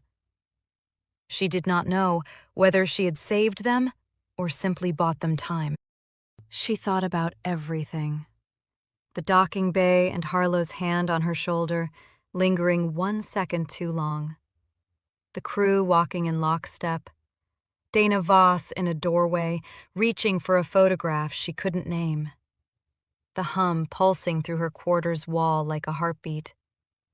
The headphones and the 12 lost minutes and the devastating sensation of being known. Leo pushing his hair out of his eyes and calling her Ren and dropping a bolt on a bench because his restless hands couldn't hold everything. Neural signatures converging on a screen. A promise made in a cramped alcove that she broke because keeping it would have meant abandoning the only play she had left. Marta Solin's warm hand on her forearm. Harlow's smooth face and the absence where a real woman used to be.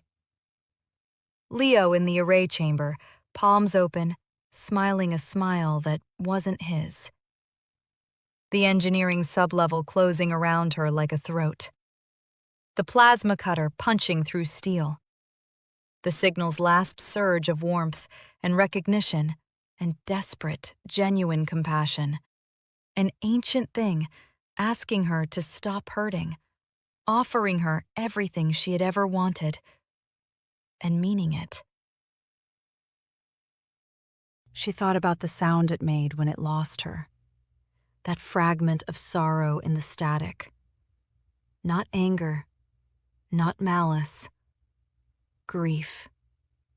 Something vast and patient and utterly alien had found her and known her and wanted her.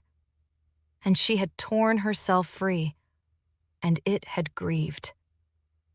It was still out there. The signal had come from somewhere beyond the edge of explored space, and the antenna was dead, but the source was not. Something existed in the dark that operated on the frequency of human loneliness. It had found Acheron. It had found her. It knew her name. It knew the shape of her empty apartments and her silent postings, and the specific way she held herself apart from every person who tried to stay. And it had not been destroyed. It had been disconnected. A wire cut, a relay severed, a door closed. But the thing on the other side of the door was patient. It had waited in the dark for longer than humanity had been listening, and it would wait again. Renee sat on the bench and looked at the stars and felt the weight of that knowledge settle into her like something swallowed. She would carry it. She would carry it the way she carried the bolt and the guilt and the memory of Leo's voice cracking on the word fight. She would carry it because she was the only person on this station who had heard the signal's full offer with her mind intact and said no. And that meant she was the only one who understood what was coming. Not today, not tomorrow, but eventually. The tide pulls back before it returns. Her hands were in her lap. She looked at them, burned across the knuckles, pinpricked with spark scars on the forearms. The hexagonal imprint of a bolt still pressed into one palm like a brand. They were not open in the signal's posture of receptive dissolution. They were not clenched in her old defensive refusal. They were not limp with the defeat she had felt on the starboard arm floor when she nearly let the ocean take her. They were still, resting on her thighs, with fingers loosely curved, neither grasping nor releasing. Her own stillness. Not the absence of movement, but the presence of a choice, made and held, and carried forward by a specific woman with specific scars and specific grief, who had decided, in the dark, that being herself was worth the cost of being alone. The viewport held the dark. The stars burned in it, ancient and indifferent, and between them, the spaces where no light reached stretched on and on and on. The silence of the station pressed against her from every surface, and it was not the hum's warm pressure, and it was not peace. It was patience. Somewhere out there, something vast and compassionate and incomprehensible was waiting. Renee sat with her still hands and her own silence and looked into the dark. And the dark looked back. And neither of them blinked. Thank you for listening to The Last Calibration, written by Ethan Drake and produced by Blue Coast Studio. This audiobook is protected by copyright. It is provided for your personal enjoyment only and may not be copied, shared, or redistributed in any form without permission. If you enjoyed this story, please like this video, subscribe to the channel, and share it with others who might enjoy it. Blue Coast Studio brings you new, full-length audiobooks regularly, so tap the notification bell and stay tuned for more stories to come. Until next time, happy listening.